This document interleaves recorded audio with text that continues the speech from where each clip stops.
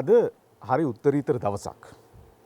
මේ දවස උත්තරීතර වන්නේ මේ විශිෂ්ටයා පිළිබඳ අපි වසර කිහිපයකට පස්සේ ආයෙත් උදම්මනන්න කතා කරන්න හේතු වන නිසා.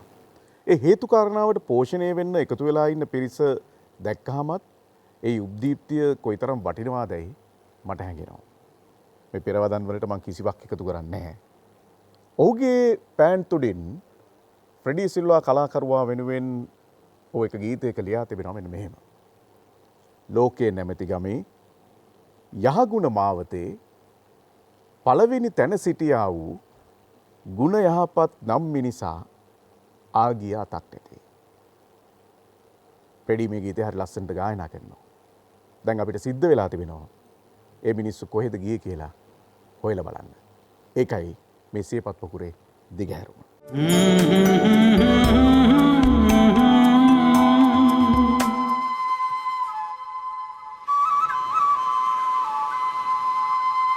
ප්‍රේමකීර්ති අල්විස්. ඔහු අපට සිටි නිදහස් සාරේ නිවේදන කලාවට අලුත් මගක් එකතු කර ශිල්පියා.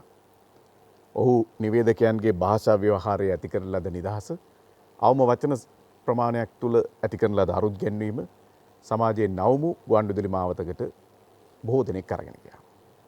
අප මේ සිටින්නේ පූරක පුටුවේ රූපවාහිනියේ. රූපවාහිනී පූරක සම්ප්‍රදායට ආයිබෝවන් කියලා පටන් ගත්ත ප්‍රේම් ඒ තුල ඇති කරපු නව්‍යතා අදටත් බොහෝ දෙනෙක් භාවිත කරනවා. ලාංකීය ගීතය තුල ඔහුට ඇති වෙච්ච හැඟීම තමන්ගේ අත්දැකීම් සහ ජීවිතයේ බොහොම කර්කශක කාරණාවන් එක්ක හරි අපූර්වට පෙළ ගැහිලා තිබුණා. ඒ නිසා ඔහු රචනා කරපු ගීතයක් ගායනා කරපු ගුවන්විදුලි ශිල්පියෙක් නැති තරම්. ඒ සියල්ලත් එක්ක මේ සම්මිශ්‍රණය හරිම වැදගත්. අද අවුරුදු 32ක් ප්‍රේම් නැති වෙලා ගත වෙන කාල වපසරේ ප්‍රේමකීර්ති අල්විස් පිළිබඳ කතා කරන්න මේ මහා යුග්මේ මහා සංගීතවේදියා මෙතනට පැමිණ සිටිනවා. මම ගරු කොට নমස්කාර පූර්වකව ඊටම වක්ත ආදරයෙන් අපේ ආචාර්ය වික්‍රත්නායකයන් පිළිගනු ලබන්නේ. අයිබෝන්. ඊටම සෙනෙහසින්. අද බොහෝ දෙනෙක් බලාගෙන සිටිනවා ඔබ ප්‍රේම පිළිබඳ මතකාවර්ජනයේ මෙතෙක් නොකී කතා අහන්න. ඒ වගේම මෙතන ගීත ගායනා කිරීම නැත්නම් සංගීතයේ සමග තිබුණු ලැබදියාවට වැඩිය හැබෑ භක්තිය, හැබෑ මානව ප්‍රේමය, හැබෑ මිත්‍රත්වයේ සොයාගෙන ගිය යුවලක් සිටියා. ඒ තමයි ප්‍රේමකීර්ති තාම ළඟින් ඇසුරු කරපු අබේවර්ධන බාලසූරිය, නිරංජලා සරෝජිනී යුවල. ප්‍රේමකීර්ති වැටෙන විටත් අබේලා නිරංජලාට යම් කරදරයක් වෙන විටත් මේ දෙගොල්ලන් අතර තිබුණු සහසම්බන්ධතාවයේ ඇතුලේ ගොඩනැගිච්ච සෙනෙහය එක බඩවැල කඩාගෙන ආපු සහෝදරයෝ වගේ. ඒ නිසායි නිරංජලා සරෝජිනී අද බොහොම වටින්නේ ඔබගේ සහභාගීත්වය. හරි ගෞරවයෙන් පිළිගන්නවා. හිතන්නකෝ ප්‍රේමකීර්තිගේ පාසල් මිත්‍රයෝ අද මෙතන ඉන්නවා කියලා. එතකොට වයස ගැන කවුරුත් තර්ක විතර්ක කරන්න හදන්න එපා. නමුත් මේ ලාංකීය මාධ්‍ය ලෝකයේ දැවැන්තේ අපි ඉතාම ගරු කරන විශිෂ්ට මාධ්‍යවේදියෙක්, පුවත්පත් රචකයෙක්. එතකොට පුවත්පත් කර්තෘවරයෙක්. මේ දෙදෙනාගේ මේ එකට ලිවීම, එකට සංഭാෂණයේ යෙදීම, නිර්මාණකරණයට අත්පොත් ලැබීම මේ සියල්ල සිදුවන්නේ ආනන්ද විද්‍යාලය කියන සුන්දර නවාතැන් පොළ එක පන්තියේ. ඒ නිසා ඒ.ඩී. රංජිත් කුමාර ජේෂ්ඨයාණනි අපි තාම ගෞරවයෙන් ඔබට පිළිගන්නවා. ප්‍රේමකීර්ති අල්විස්. අපි කොතනින් පටන් ගන්න කොතනින් ඉවර කරන්නද? ආචාර්ය වික්‍රත්නායක මහත්මයාණනි. මම හිතනවා අද ඔබ මේ අත්දැකීම් එක්ක එකතු වෙන වෙලාව. මම හිතන්නේ ප්‍රේම ඔබට තරම් ගීත රචනා කරන්න නැතුව ඇති කාටවත්. ඔබ සමග කොයිතරම්නම් ලෙන්ගතු ඇසුරන් තිබ්බ මිනිස්සෙක්ද? gedara නිරන්තර ඇසුරක් තිබ්බ පවුලේ සමාජිකෙක් වගේ හිටිය චරිතයක් තමයි ප්‍රේමකීර්ති අල්විස්. පළවෙනි ගීතය මම ඔබට ගායනා කරන්න ආරාධනා කරනවා. හැබැයි ඊට ඉස්සෙල්ලා අර ප්‍රේම් අයියයි වික්ටර් අයියයි කියන මේ දෙන්න අතර තිබුණු සහසුවදත්වය පිළිබඳ මතකයකුත් පොඩ්ඩක් අවදි කරගෙන අපි මේ ගීතය ගායනා කිරීමට යොමු වෙනවා. ප්‍රේම් ඇත්තෙන්ම මට මතක මේ කොට කලිසමක් ඇඳගෙන ගුවන්විදුලියට වැඩට එනවා. එහෙම ආපු කිසිම කෙනෙක් මම තාම දන්නේ නැහැ. ඔහු ඇඳුමකට ඒ තරම් ගරුකෝ මනුස්සයෙක් නෙවෙයි. ඇඳුමේ මිනිසා නොමනී කියන කතාවට ඇත්ත වශයෙන්ම නියම අර්ථයක් දීපු හිතවතෙක් හැටියට මා දකිනවා. මම ගුවන්විදුලියට ගිය අවස්ථාවක පීඑල්ඒ සෝම්පාල සංගීතවේදියාණන් හම්බ වෙලා එතුමා මට කිව්වා මේ අපි අලුත් සේවයක් ආරම්භ කරනවා වික්ටර් මේ සන්ධ්‍යා සේවය කියලා. හැන්දෑවේ මම හිතන්නේ 4ට හෝ 5ට මේක පටන් ගත්තේ. ඉතින් මේක වඩාත්ම මේ අර අපේ සංස්කෘතිය දිහා බලපුවාම කෘෂි සංස්කෘතිය පිළිබඳව මම හිතන්නේ බොහෝ දුරට සම්බන්ධ කරලා තමයි මේ වැඩසටහන් කරේ සන්ධ්‍යා සේවය. මට කියනවා මේ සන්ධ්‍යා සේවයේ විතරක් ප්‍රචාරය කරන්න ගුවන්විදුලිය ඇතුලේ තවත් අංශ තියෙනවනේ. ඒ කියන්නේ වෙළඳ අංශය, ස්වදේශීය අංශය. ඉතින් මේ සන්ධ්‍යා සේවයේ ප්‍රචාරයට වෙනම ගීත සමුදායක් කරන්න මම බලාපොරොත්තු වෙනවා. වික්ටර්ගෙන් පටන් ගත්තොත් හොඳයි කියලා මට හිතෙනවා. අපි ගීත දෙක තුනක් කරමු කියලා. මම පාලයේ හරි කමන්නේ. මම ලෑස්ති. කවුද මේවා ලියන්නේ කියලා. එතකොට කිව්වා මේ අපි පොඩි මාස්ටර්ලා ලියවමු කියලා. සහතිකෙන්ම මම ඒ වෙලාවේ තමයි දන්නේ පොඩි මාස්ටර් කියන්නේ ප්‍රේම ගීතෙට කියලා. ඒ ඇත්ත වශයෙන්ම මේ මාස්ටර්ලා පේලියක් හිටියා. ඒ කියන්නේ ලොකු මාස්ටර් කියලා කියන්නේ තිලක සුධර්මන් සිල්වා මහත්මයාට. පොඩි මාස්ටර් කියන්නේ ප්‍රේම ගීත අල්විස්ට. තව මැද මාස්ටර් කෙනෙකුත් ඉන්නේ. මැද මාස්ටර් කියන්නේ අමරබන්දු රූපසිංහ මහත්මයාට. ඉතින් කොහොම හෝ දැන් පොඩි මාස්ටර් මම කිව්වා අයෝ කවුද පොඩි මාස්ටර් කියන්නේ? ඇයි ප්‍රේම ගීත දන්නේ නැද්ද? මම කිව්වා ප්‍රේම ගීත මම දන්නවා වෙනම. මේ පොඩි මාස්ටර් බව මම දන්නේ නැහැ කියලා. ඔය එන්නේ කියලා කියනකොට ප්‍රේම ගීත එනවා. කොරිඩෝර් එකේ කැන්ටින් පැත්තේ ඉඳලා එනවා. බාර කතා කරලා ළඟට මම මේ වික්ටර් කියලා කතා කරේ අපේ අලුත් සේවයට ගීත කීපයක් කරගන්න. පුළුවන් නේද මේ ප්‍රේම්ට මේ ගීත ටික ලියන්න කියලා. ඔව් පාලේ ප්‍රශ්නයක් නැහැ කරමු කිව්වා. ඒකලා ලියලා දුන්නු ගීත තමයි මුතු වර්ෂාවට තෙමිලා මුතුමැණිකේ කියන ගීතය. හිරු පාන්දර පායන පාන්දරෙන් කියන තව ගීතයක්. ඔය වගේ ගීත 4ක්. ඒක මම බාරගත්ත සංගීතවත් කරලා මම ගායනය කරලා මේ ගීත 4 කරලා දුන්නා. ඊට කිට්ටුව මං හිතන්නේ ඒක සතියකට වගේ පස්සේ තමයි මට වැඩසටහනක් පැවැදලා මම කිව්වා ප්‍රේම් මට ගීතයක් දීලා ඕනේ කියලා. අන්න ඒ ගීතය තමයි දෙවුරම් වෙහෙරේ හිමි වැඩ සිටි සමයේ ඔහුගේ පෑන්තුඩෙන් දේවුණු මා වෙනුවෙන් දේවුණු පළවෙනි ගීතය. ඉතින් අපිට බැරිද මේ ගීතේ චුට්ටක් මුමුණන්න මේ වගේ වෙලාවක? දෙවුරම් වෙහෙරේ හිමි වැඩ සිටි සමයේ මා සිටියා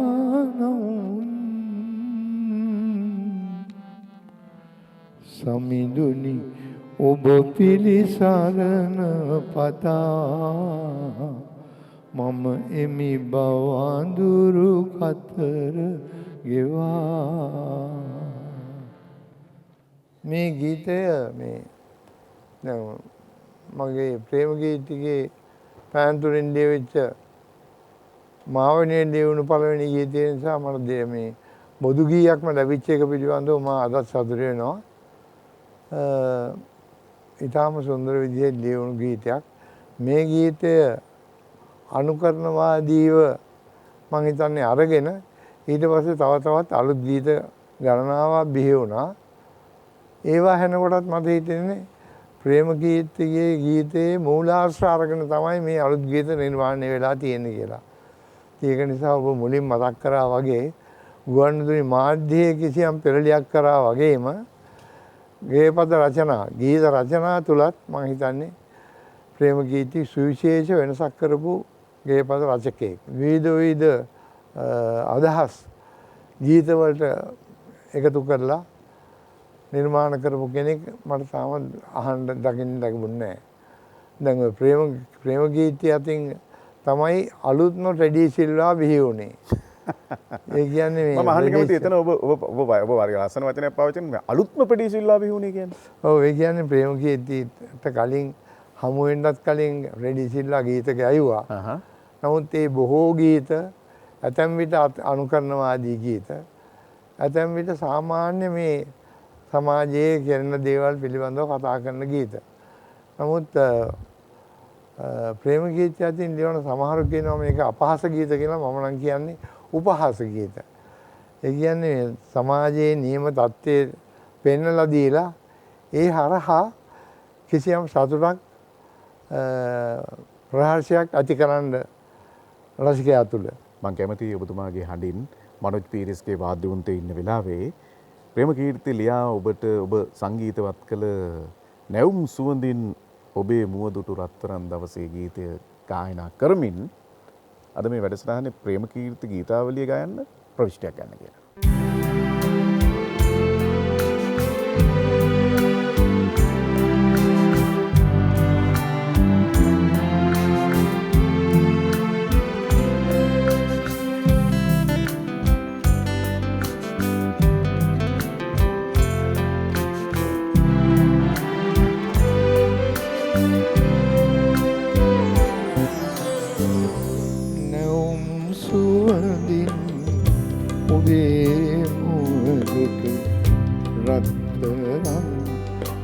දවසේ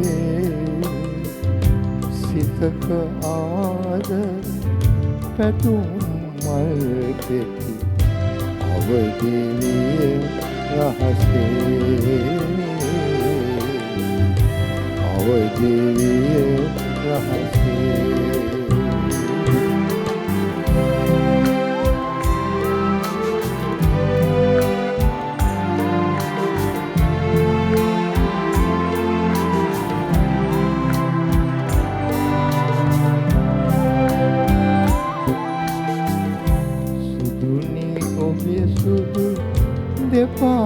යට වෙන සිහින් වැලි අතරේ රැඳුනි මෝහද සිහින සිතිවිලි පැතුම් දිවි කතරේ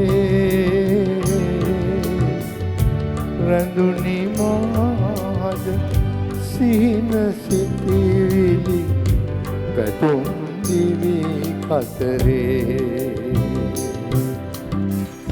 නැවුම් සුවඳින් ඔබේ මුවදුටු රත්තරන් දවසේ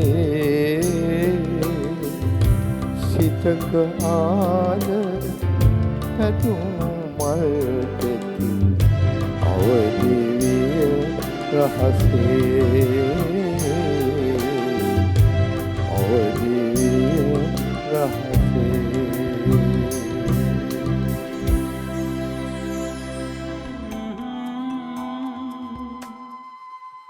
ප්‍රේමකීර්ති රූපවාහිනිය තුල ගොඩනැගීමේදී හරි කට්ටක් කාපු දෙදෙනෙක් තමයි විශේෂයෙන් අබේවර්ධන බාලසූරිය සහ ඔබ. මම කැමති ප්‍රේම රූපවාහිනියට හඳුන්වා දීමේදී මතුවෙච්ච අභියෝග ගැන මුලින්ම කතා කරනවා. ඔව් සුරේ ඇත්තෙම ඒක සිද්ධ වෙන්නේ 1983 වසරේ. මොකද අබේ රූපවාහිනියට සම්බන්ධ වෙන්නේ 83 වසරේ. ඒ කාලේ වෙනකොට ප්‍රේම අයියා මම හිතන්නේ දඬුවම් පත්වීමක් ලැබිලා හිටියේ රුහුණු සේවයේ. රුහුණු සේවයේ වැඩ කරන කාලේ අපි කතරගම යන අතරේ ඔහුව දැක බලාගෙන යනවා බොහෝ විට. ඉතින් එදත් අපි මේ පත්වීම ලැබිලා කතරගම යන ගමන අතරේදී තමයි ප්‍රේම අයියා මුණ ගැහිලා කියන්නේ අබේට රූපවාහිනියට මෙහෙම පත්වීමක් ලැබුණා මචං ඊට ඉස්සෙල්ලා අපි මේ ගමන ගිහිල්ලා යනවා කියලා. එතකොට තමයි ප්‍රේම අයියා කියන්නේ අනේ මචං මාවත් ගනින්කෝ කියලා කිව්වා. ඉතින් ඒක අබේගේ ඔළුවේ වැඩ කරා. ඒ අනුව තමයි මේ ගමන ගිහිල්ලා ඇවිල්ලා අබේ පත්වීම බාර අරගෙන මම හිතන්නේ ටික කාලයක් ගත වුණාට පස්සේ එකල පළමු වන සභාපතිවරයා එම්.ජේ පෙරමැතිතුමාට අබේ මේ ප්‍රේම අයියාගේ අදහස කිව්වා. ඒ අනුව තමයි එතුමාගේ කැමැත්ත පරිදි එතුමාගේ අවසරය ඇතුව තමයි ප්‍රේම අයියව රූපවාහිනියට අබේ කැඳගෙන එන්නේ. නමුත් ඒ කාලේ මේ සුරේ ජාතික සේවක සංගමය බොහෝම ප්‍රබලව හිටපු කාලයක්. ඉතින් ඒ ඇතුලේ හිටපු සේවකයින් බොහෝ පිරිසක් අබේ ප්‍රේම ගිනාවට විරුද්ධව ගිහිල්ලා පැමිණිලි කරලා ඒ පිළිබඳව බොහෝ දේවල් කරන්න සූදානම් වුණා. නමුත් ඒ හැම එකක්ම යටපත් කරගෙන අබේට පුළුවන් වුණා ප්‍රේමයව රූපවාහිනියට ගේන්න. මට එතෙන් යමක් එකතු කරන්න දෙන්න. මොකද ප්‍රේක්ෂකයා මේ පිළිබඳ සමහර වෙලාවට වෙන විදිහකට හිතන්න පුළුවන්. ඔව්.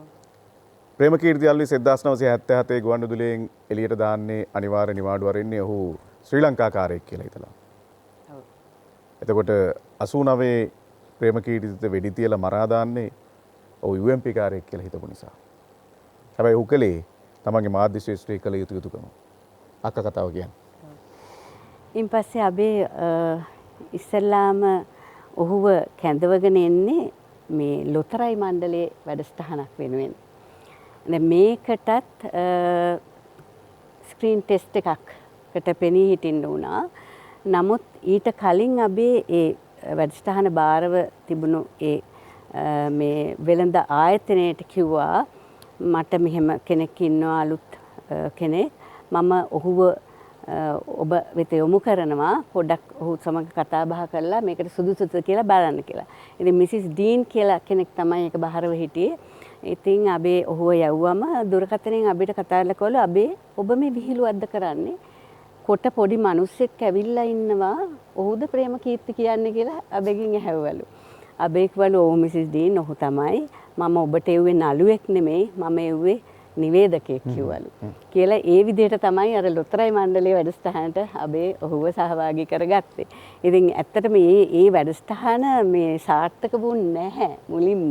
මොකද ප්‍රේම අයියට මේකප් කරලා කට හොලව ගන්නවත් බැරුව හිටියා මචං මම සජීවීව ඒක කරන්න මට බැරි වුණා කියලා අබේට පස්සේ කාලේ කියලා තිබුණා. නමුත් ඒ දේවල් අහක් කළා ඔහුට ඊටාම සරලව පෙනී හිටින්න අවස්ථාව සලසලා දීලා ඊටාම සාර්ථකව ඉන් පස්සේ වැඩසටහන් මාලාව කරගෙන ගියා. ඒ අතරේ තමයි අඳුන කියන වැඩසටහනත් කරන්න පටන් ගත්තේ. ඉතින් ඒකෙත් බොහෝ දේවල් සිද්ධ වුණා. මම අපිට පෙන්නනවා මේ සංගීත තැටිය. මේ සංගීත තැටිය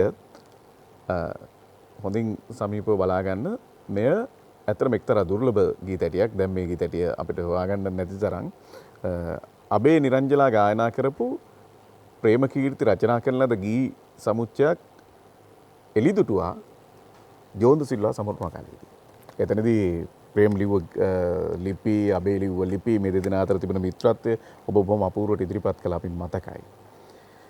එදෙන එකතු කරපු මේ ගීත ඇටියත් එක්ක ප්‍රේම් ලිව්ව ගී පොතක් එකතු කරලා තිබුණා. ඒ පොත තමයි මේ මගේ අතේ තියෙන්නේ. පුංචි පොත. ඒ පොතට පෙරවදනක් ලියලා තිබුණා.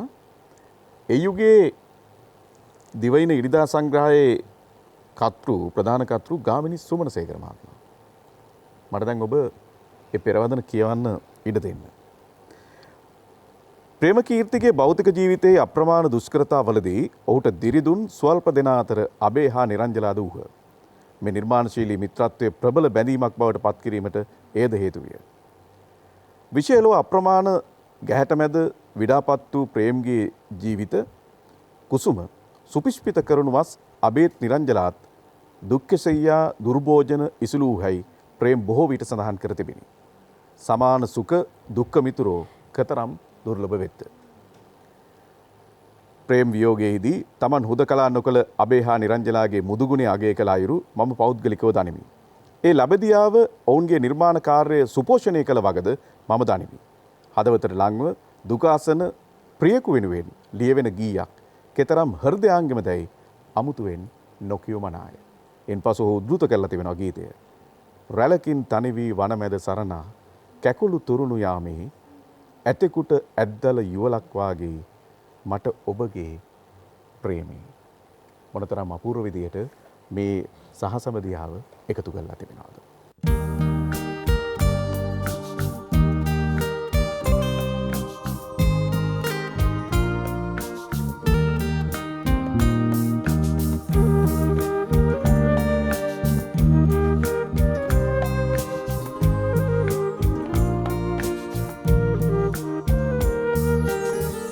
රැලකින් තනි වී වනමැද සරලා කැකුළු තුරුණු යාමේ ඇතකොට ඇත්දල යුවලක් වාගේ මට ඔබගේ ප්‍රේමේ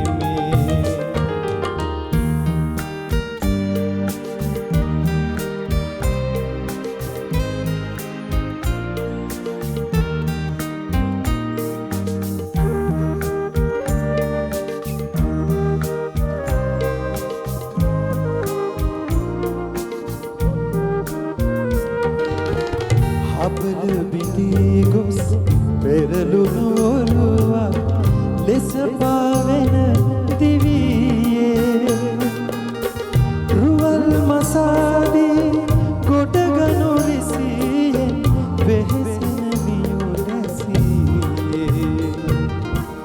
රැළකින් තනිවී වන මැද සරලා කැකුළු තුරුණු යාමේ ඇතකොට ඇත්දල යුවලක් වාගේ මට ඔබගේ ප්‍රේමේ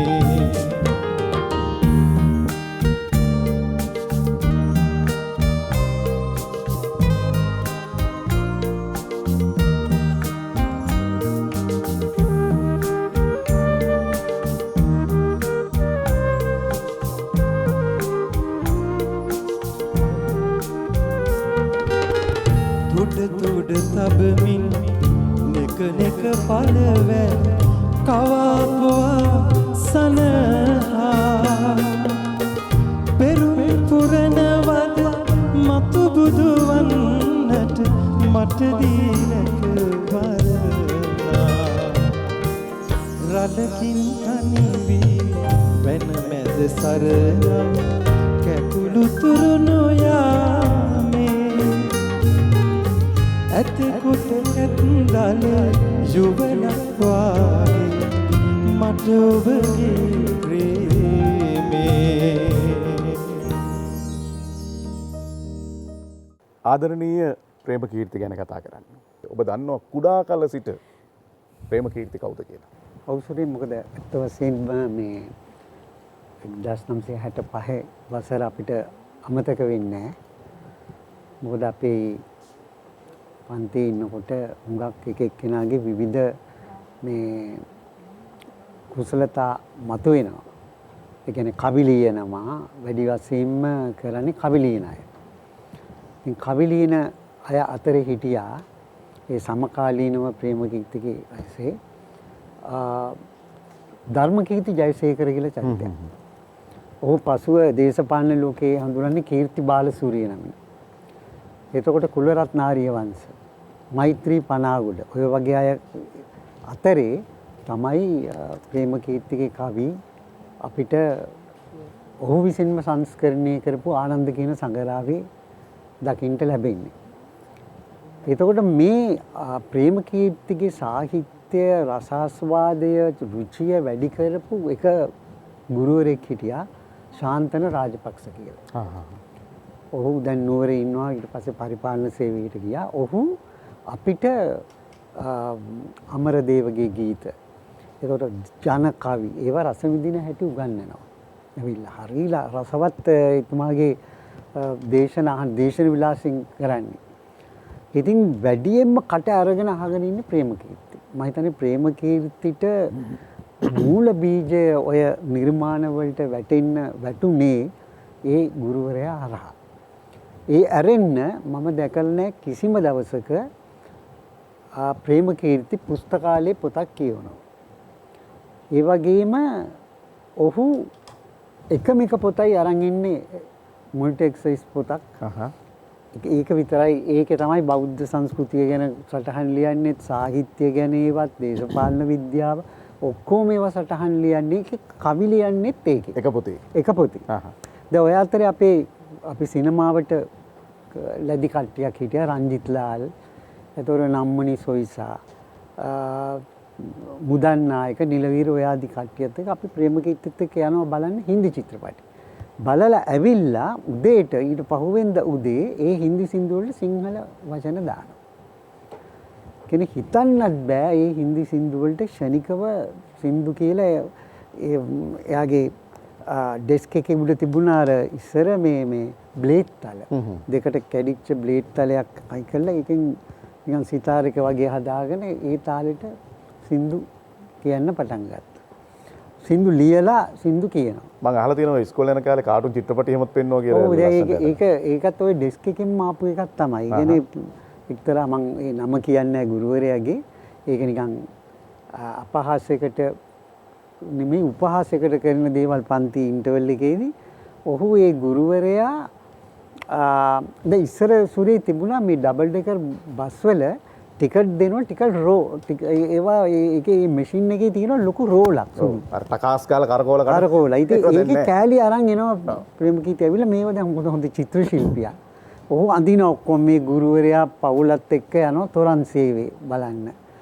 ඉතින් දිගටම ඇඳලා ඒක රෝල් කරලා පැන්සලක ගහලා තියාගෙන අර මේවා එක අර ඩෙස්ක් එක අස්සේ අරින පියන අස්සෙන් දානවා. දැන් ඒකෙන් තමයි ඇදලා ගත්තාම අපි බලන් ඉන්නේ මේකෙන් අපූර්වට අර ජංගම චිත්‍රපටි ඒ කාලේ මුල් සිනමාව ලෝක සිනමාවේ එන කාලේ තිබ්බා වගේ දැන් මේක යනවා ටික ටික. දැන් මෙයා විස්තර කතනය කරනවා. දැන් මේ අබා කියන චරිතය දැන් මේ අබා ඔන්න යනවා ගෙදර අබාගේ පවුලත් ගෙදර කට්ටියත් එක්ක යනවා මේ බලන්න මේ වෙසක් තොරණ ඔන්න ඔය ආදී වශයෙන් විහිළු කරලා බොහොම නිකන් අහිංසක රසයක් විඳිනවා. ඒ වගේම මේ ප්‍රේමට මේ අපූරු ශක්තියක් තිබුණා කුරුල්ලන්ගේ නාද අනුකරණය කරන්න. ඉතින් ඒක දැන් ගුරුවරයෙක් කතා හොඳටම දේශනයක් කරගෙන යනකොට උගන්වනකොට මේ සද්දය නිකුත් කරනවා. ඉතින් ඒක ඇත්ත වශයෙන්ම මේ ප්‍රේමකීර්තික කියන එක හරි ප්‍රසිද්ධයි. ගුරුවරයා අහනවා කවුද මේ නාදය කළේ කියලා. කිව්වහම කවුරුත් කිසිම කෙනෙක් මුළු පන්තියම අහනවා කවුරුත් කියන්නේ අපි ඔක්කොම පුටු උඩ නගින්න ඕනේ මේ කිව්වේ නැති හින්දා. ඊට පස්සේ බෙල් එක ගහපුවාම ප්‍රේමකීර්තිව කැඳවලා කියනවා තමුසේගේ ඔය කුරුළු හඬ රේඩියෝ සිලෝන් එකට තියාගන්න. මෙහෙ කරන්න එන්න එපා. ඒ කියන්නේ ඒ වෙනකොටත් රේඩියෝ සිලෝන් එක්ක සම්බන්ධයි. සම්බන්ධයි. ඒතකොට ළමා පිටියට යනවා. ඒ කියන්නේ කරුණාරත්න අබේසේකර මහත්තයා ඇසුරු කරනවා. ඔව් මොකද ඇත්ත වශයෙන්ම දැන් කරුණාරත්න අබේසේකර මහත්තයා තමයි ඔහුගේ ගුරු දෙවියා වගේ හිටියේ. එතකොට දැන් අපි කිව්වොත් එහෙම මචං ඔබ ගුරාවත් පරද්දනවා කියලා මුදලම කේන්ති යනවා. කියන කවදාවත් ගුරාව පරද්දන්න බෑ මට මේ අන්න ඒ වගේ නිහතමානී අදහස් පොඩි කාලේ ඉඳලම තිබ්බා. ඒ සමහර එකක් තමයි අපි ඉගෙන ගත්ත මේ අනුන්ගේ දේවල් විවේචනය කරන්න එපා කියන එක. දැන් කවුරු හරි ළමයි ඇවිල්ලා අනිත්ගේ මොන හරි කේලමක් කිව්වොත් එහෙම ඔහු ඒක තමයි ෆ්‍රෙඩි සිල්වා දක්කම ගියේ අනුන්ගේ දේ ගැන විවේචනය කර ඉන්නවට වඩා තමුන් දන්න දේ දැන් ඒ මේවයික යාගේ පොඩි ඒ පාසල යන කාලේ ඉඳලා තිබුණා කිසි කෙනෙකුට විවේචනය කරන්නේ කිසි හැමතිස්සෙම හොඳ ආකල්පෙන් ඔහු බැලුවේ. ඒතකොට මට පුදුම ඔහු විවාද කණ්ඩායමේ හිටියේ නෑ. ක්‍රිකට් කණ්ඩායමේ හිටියේ නෑ. එතකොට මොහු කොහොමද මේ ශක්තිය ගෙනාවේ? මං හිතන්නේ ඒක අනිවාර්යයෙන්ම අපි දැන් හම්බුනහම යාළුවොත් එක්ක ගන්නේ සංසාරගත මේව එකක්. මං හිතන්නේ පොතක් කියෙවෙත් නෑ. එතකොට එහෙනම් කොහොමද ආවේ? එතකොට මේ සමහර විට කරු අයියාගේ හඬ අනුකරණය කළා මේ නිවේදන කරන්න පුළුවන්. අනිත් කටයුතු කොහොමද කළේ කියලා හිතාගන්න අමාරුයි. එක සිද්ධියක් කියන්නම් සූරේ මම මේ අපේ හිටියා බර්ටි විජේසිංහ කියලා ගුරුවරයෙක්. එයා සිංහල උගන්වන්න එනකොට අපි ඔක්කොම ගිහිල්ලා අස්කිරියේ මැච් එකක් ගහන්න. පහුවෙන්දා අල්විස් කියලා කියන්නේ ගුරුවරයා ඇහුවා මේ ආල්විස් ඊයේ මොකද පන්ති කවුරුත් හිටියේ නැත්තේ? සර් අපි ඊයේ මැච් එකක් ගැහුවානේ. මේ ක්‍රිකට් මැච් එකක් අස්ගිරි. ඉතින් අල්විස්ට බෑනේ ක්‍රිකට් ගහන්න. සර් ඉතින් මම බැරිම වැඩේනේ කළේ මොකද්ද? ඉතින් මමනේ අම්පයර්. අන්න ඒ වගේ හිතාම මේ ඉතින් දැන් ඒ ගුරුවරයා මතක් කරනවා දැන් අන්තිමේ ගුරුවරුන්ට හරියට නම් දානවා. ඔව්. ඒවා මෙතන කියන්න බෑ. එක ගුරුවරයෙකුට දාලා තුන තිසාහාමි කියලා. මොකද කොණ්ඩේ මෙතෙන්ට දිගයි. ඉතින් ඒකින් අන්න මචං තිසාහාමි එනවා කියලා. අන්න ඒ වගේ පුදුම සුන්දර ලෝකයක් තිබුණේ. ඉතින් අපි චිත්‍රපටි කලාවට තමයි මොකද ඒ කාලේ රන්මුතු දුව සාර විට ගැටවර වගේ චිත්‍රපටි බලලා අපි පුදුම මේව එකක් වින්දා. මොකද ඒ ගුවන්විදුලි වැඩසටහන් වල බණ්ඩාර විජේතුංගගේ හඬ ඒවා මම හිතන්නේ පූර්වාදර්ශයක් වුණේ ප්‍රේමකීර්තිට බණ්ඩාර විජේතුංග මොකද ලස්සන ඒ විදිහට වචන හැදුවා හදලා ඉවර වෙලා කියනවා මචං අපේ ආනන්ද කොල්ලෙක්නේ බණ්ඩාරයා. දැන් උගේ කටහඬ කොච්චර ලස්සනද කියලා අන්න ඒ වගේ බොහොම නිහතමානීව ඒවා ගත්ත අරගෙන තමුන්ගේ කලා කුසලතාවය පෝෂණය කරගත්ත කෙනෙක් ප්‍රේමකී. මේ රංජිත් කුමාර මහත්තයා අර කරුණාරත්න අබේසේකරන් ගැන කිව්ව නිසා මම මේ නොසැලෙන ඉන්ද්‍රකීලය පොතේ මේ කරුණාබර කුරුල්ලානිනි කියලා හරිය ලස්සන කවියක් ලියලා තියෙනවා. මේ කවි පන්තියක් ඇත්තටම කරුණාරත්න අබේසේකරන් වෙනුවෙන්. නිරතුරු පැමිණ ඉරිදා දින හවස් කරේ සෙනෙහස උතුරු වන ගුවනින් ලමුන් කෙරේ දොඩමලු වෙමින් ලෙලව්ව මුව වදන් සරේ සරසවි මඩුව මට සිහිවෙයි වරින් වරේ. ඔබ මහා කුරුල්ලා අපි පොඩි පැටව් මැද දුන්නේහි කවි කතා ගී මන නදින් බැඳ. හරියට ගයනු කියවුණු කොතැනද වරද සොයමින් අප වටා පිය මැන මැන ඇවිද. වැරදුණු තැනදි වරදක් අප්‍රමාදව කෙටුවා හොටින් ඔළුවට විටක කෝපව. මොහොතකි මෙන්න ලං වී ළඟට හාදුව පහදා වරද පැටවුන් නැනස පෑදුව. මොනතරම් අපූර්ව ලෙස සඳහන් කළා තියෙන ඔහුගේ මරණය දැනිච්ච වෙලාවේ කලකින් එලෙස සුපුරුදු ලෙස නැත ආවේ ඔබ මිය ගියා කියලායි කවුරුත් කීවේ. එහෙමත් වෙයිද මම නැහැ එය ඇද වූයේ පස් වසරකින් නැහැ ඔබ මට හමු වූයේ. මේ ප්‍රේම ඊටාම දයාබරිත හදවතක්. ඔහු කවදාක්වත් මේ රටින් එපිටට ගිය චරිතයක් නෙමෙයි. ගුවන් යානයකින් යන්න ඔහුට අවස්ථාවක් ලැබුණේ නැද්ද? නැත්නම් ඒ මග හැරුණාද? නැත්නම් බලධාරීන් විසින් කපා දැමුවද කියන කාරණාව අපි දන්නේ නැහැ. නමුත් ඔහු ලියනවා රටකින් එහා තනිවි කියලා හරි ලස්සන ගීතයක් ප්‍රියා සූරසේනට. මේ මිල්ටන් මල්ලවාරච්චිටත් එහෙම ගීත ලියලා තියෙනවා. එදාරය වගේ ගීත. ඉතින් මම මෙතනදී ප්‍රියා සූරසේනගේ ගීත ලයිස්තුව දිහා බලපුවාම ප්‍රියා ගායනා කරලා ප්‍රියා සංගීතවත් කරපු බොහොමයක් ජනප්‍රිය ගීතවල හිමිකරුවා නැත්නම් ගී පද රචකයා වන්නේ ප්‍රේමකීර්ති අල්විස්.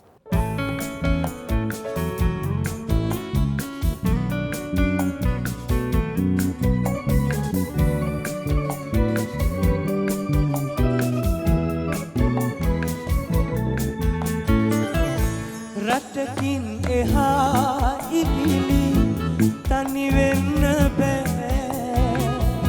සිතකින් නොවේ කිසිදා හැර යන්නේ මා අද මෙන් ළඳේ හෙට නෑ හමු වෙන්නේ මා ගෙන යමි ඔබේ ආදරේ ආදරේ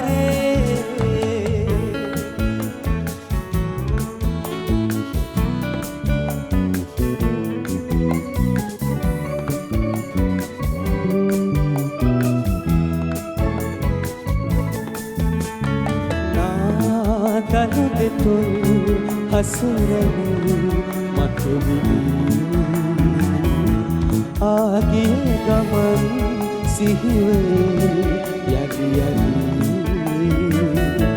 අසමාන වූවේ අප ආදරේ කිසිදා බිඳෙන්නේ සැකයක් නැතේ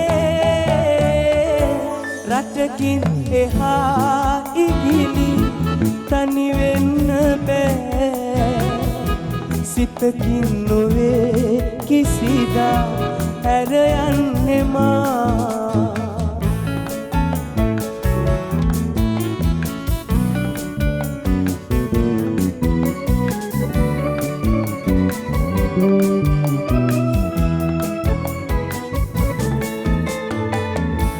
අතිනත වෙලා පටලලා රන්ගුලි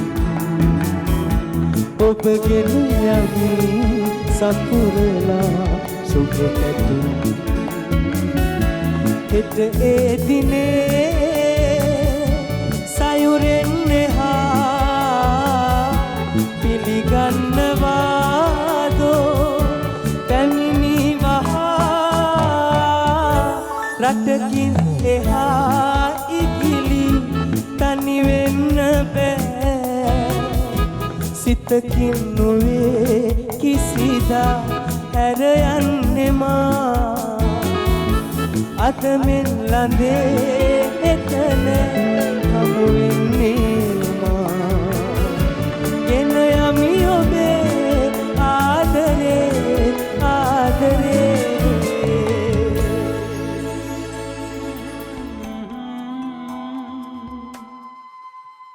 ප්‍රේමකීර්ති අල්විස් ගුවන්විදුලියේ සංනිවේදන කලාවට අලුත් අරුතක් සපයා දීපු චරිතය. ඔබිලෙන්ද අපි කතා කරනකොට ඔව් වින්ද මේක දුක්ඛ දෝමනංශයත් පිළිබඳවත් අපි එක විදිහටම කතා කළ යුතුයි.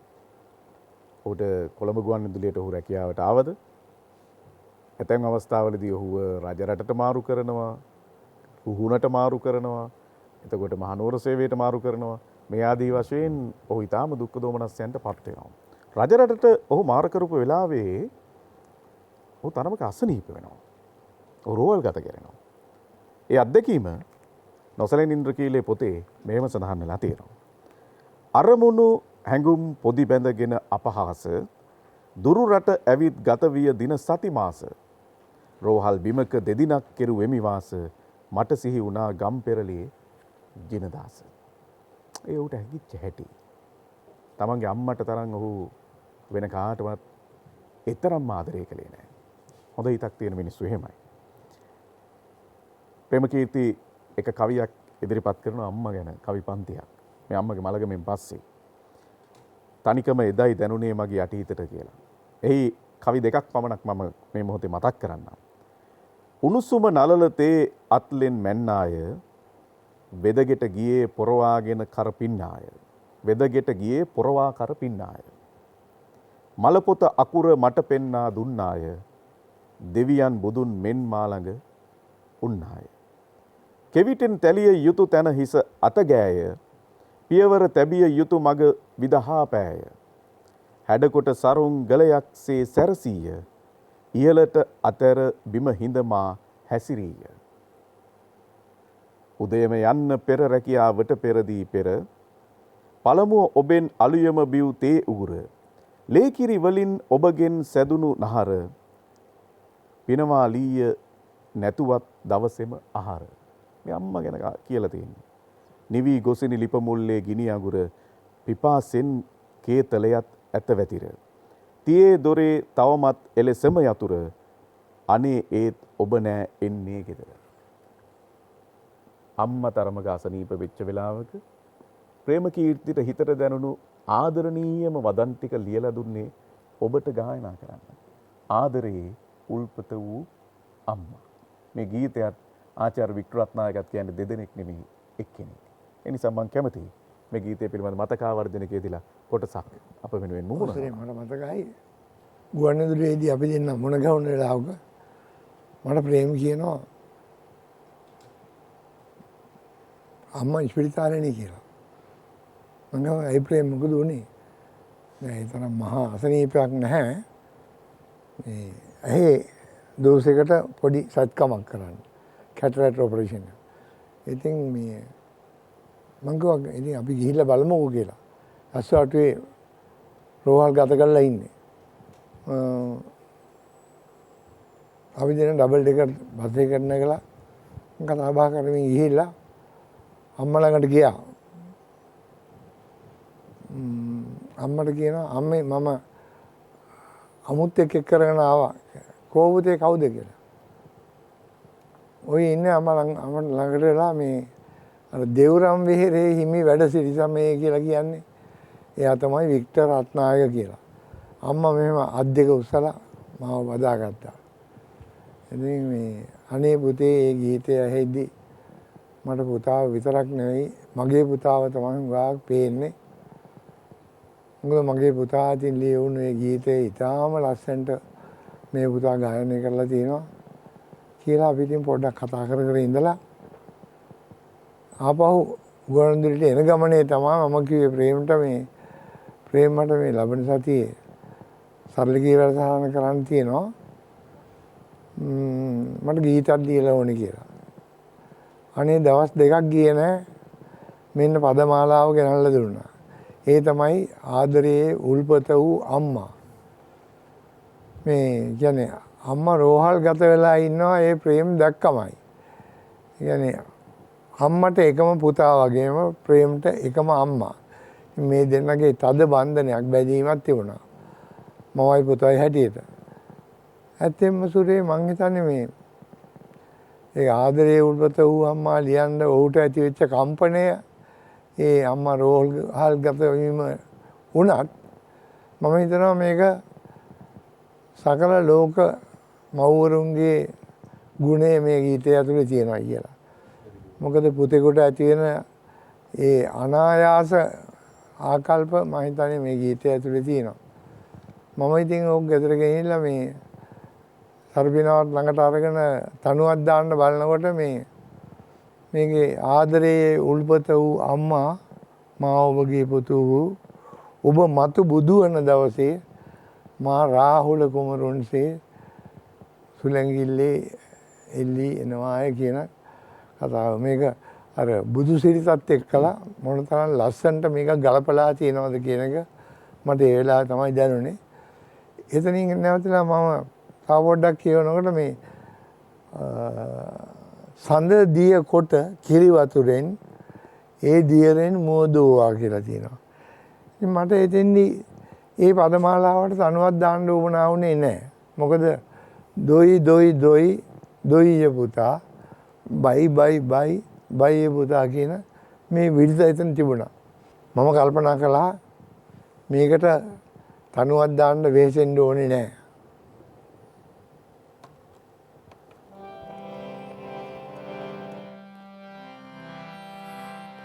සඳ දිය කොට කිරි වතුරෙන් ඒ දියරෙන් මුදුවා දොයි දොයි දොයි දොයි පුතා බයි බයි බයි බයි පුතා. සිංහල මව්වරු මං හිතන්නේ බහුතර වශයෙන් දරුණුවිල්ලක් හැටියට ගායනය කරන්නේ ওই කවිය. ඉතින් මම ඒකට වඩා අවධානයක් දෙන්නේ නැතුව ගීතේ අනිත් කොටසට තනු දාලා සංගීතය යොදලා තමයි පටිගත කරේ. මේ ගීතේ මම හිතන්නේ එදත් අදත් ඉතාම ජනප්‍රිය ගීතයක් මගේ ගීත අතරින්. ඉතින් මවෙකුගේ පුතෙකුගේ බැඳීම කියන්නේ අපිට ඒක ලෝකෝත්තර සිද්ධියක් හැටියටයි අපිට දකින්න වෙන්නේ. මොකද ප්‍රේම ගීතي ඒ තරම්ම අපූර්වත්වයකින් මේ ගීතේ ලියලා මේ බුදු දහමත් එක්කලා නැත්නම් බුදු සිරිතත් එක්කලා මේක බොහොම අපූර්වට සුසංයෝග කරලා තියෙනවා. ආදරේ උල්පත වූ අම්මා මා ඔබගේ පුතු ඔබ මතු බුදු වන දවසේ මා රාහුල කුමරුන්සේ සෙවන පතා අදමෙන් පැමිණෙන්නෙමි සුලංගිල්ලෙල්ලි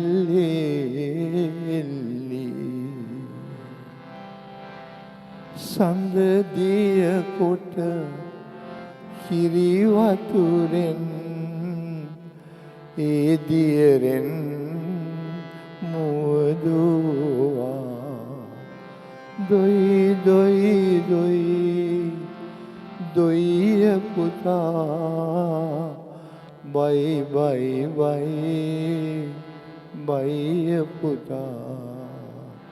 මං ගීතය ගායනය කරලා බොහෝ අවස්ථාවල ප්‍රේම ගීතය මගේ සාප්‍රසංගයේ ඉදිරිපත් කරන්න හැටියට ඉන්න අවස්ථාවලවත් මම කවදාවත් ප්‍රේමයෙන් ඇහුවේ නැහැ මේ කොහොමද ඔබ මේ දෙක එකට මොහු කළේ කියලා. ඒ කියන්නේ දොයි දොයි දොයි දොයි පුතා කියන ඒ මවක විහිං දරුවා නලවන ගීතය ඒ කවිය මෙතෙන්ද යොදාගත්තේ කියලා මම කවදාවත් අහලා නැහැ.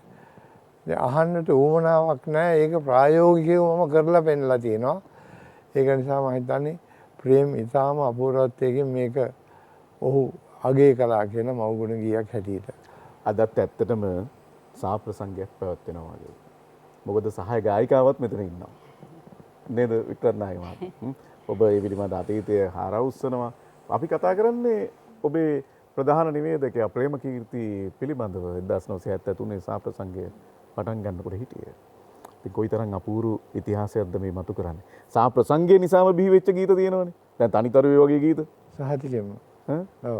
ඒ වගේ ගීත ලයිස්තුවක් ගත්තාම දැන් අර කොඩලිගම් මහත්මයා සකස් සංස්කරණය කරපු මේ සසර සැරිසරණ තෙක් කියන මේ ප්‍රේමකීර්ති නැවත කියවමු කියන කෘතිය මම හිතනවා මේ සහ බර කෘතියක් ලංකාවේ නිවේදකවරයෙක් ගීපද රචකයෙක් වෙනුවෙන් ලියන්න කාට හරි ඉඩක් තියෙනවා නම් ඒ ලියන්න මේ තරම් පිටු පෙරලන්න පුළුවන් වෙන්නේ ප්‍රේමකීර්ති වෙනුවෙන් පමණයි.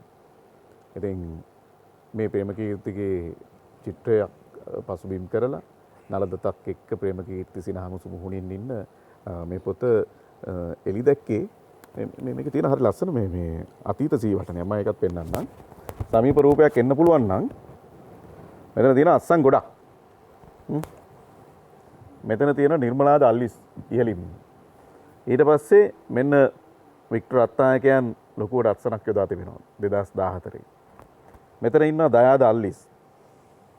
ඊට එහා පැත්තෙන් ඉන්නවා මේ පොත සංස්කරණය කරපු කුඩලිගම මහත්මයා. එතකොට යටින් ඉන්නවා සුරංගී දල්ලිස්. ඊටත් මෙහා පැත්තෙන් ඉන්නවා එදා වැඩසටහන මෙහෙවපු අපේ සමන් අතාවුද මහත්මයා. අස්සන මේ සියල්ලගේ එකමුතු.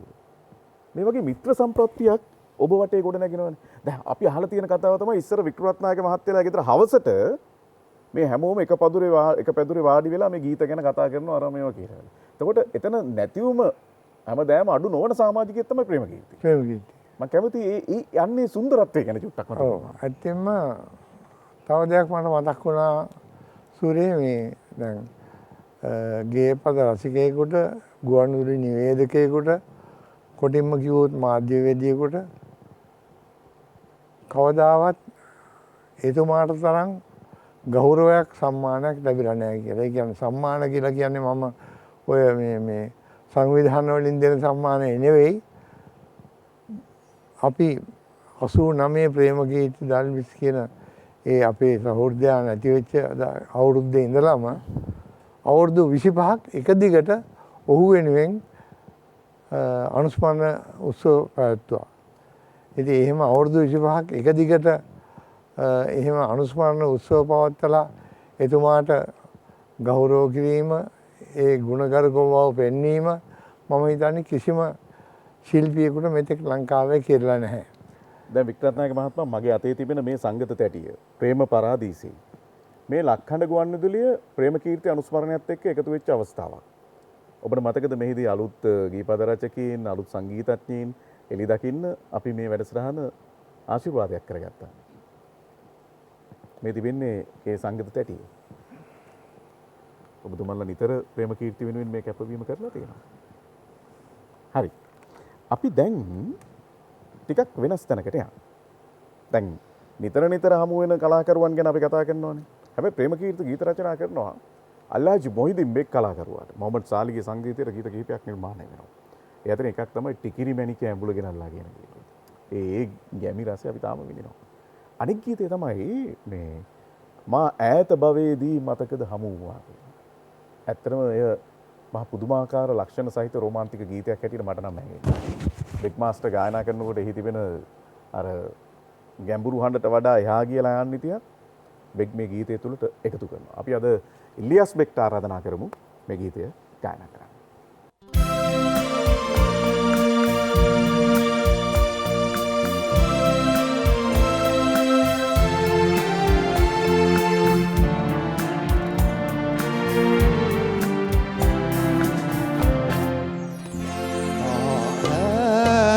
භවේදී මතකද හමුවා මා ඈත භවේදී මතකද හමුවා ඒ කාලය ආයේ ඔබට සිහි වේවා මා ඈත භවේදී මතකද හමුවා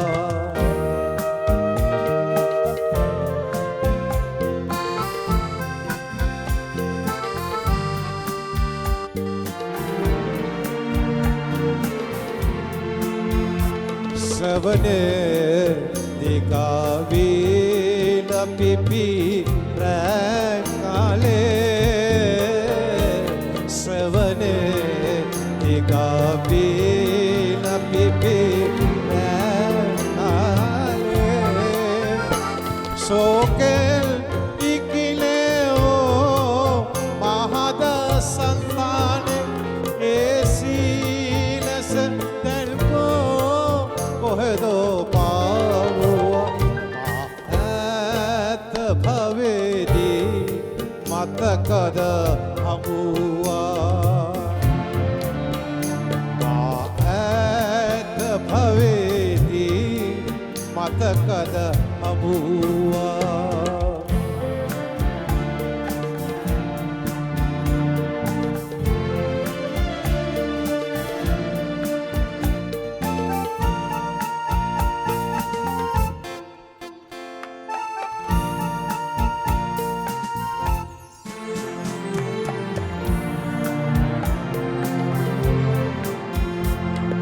සිහිවනවා ප්‍රියේ දැසම වූ ආලෝකේ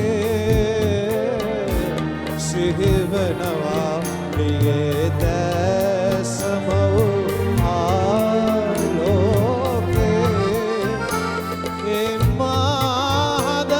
එම්මාදලෝ ගවුනාරයාමෙන් ඒසීන විමානේ සැනසුම තේරේවා මා ඈත භවේදී මතකද හමුවා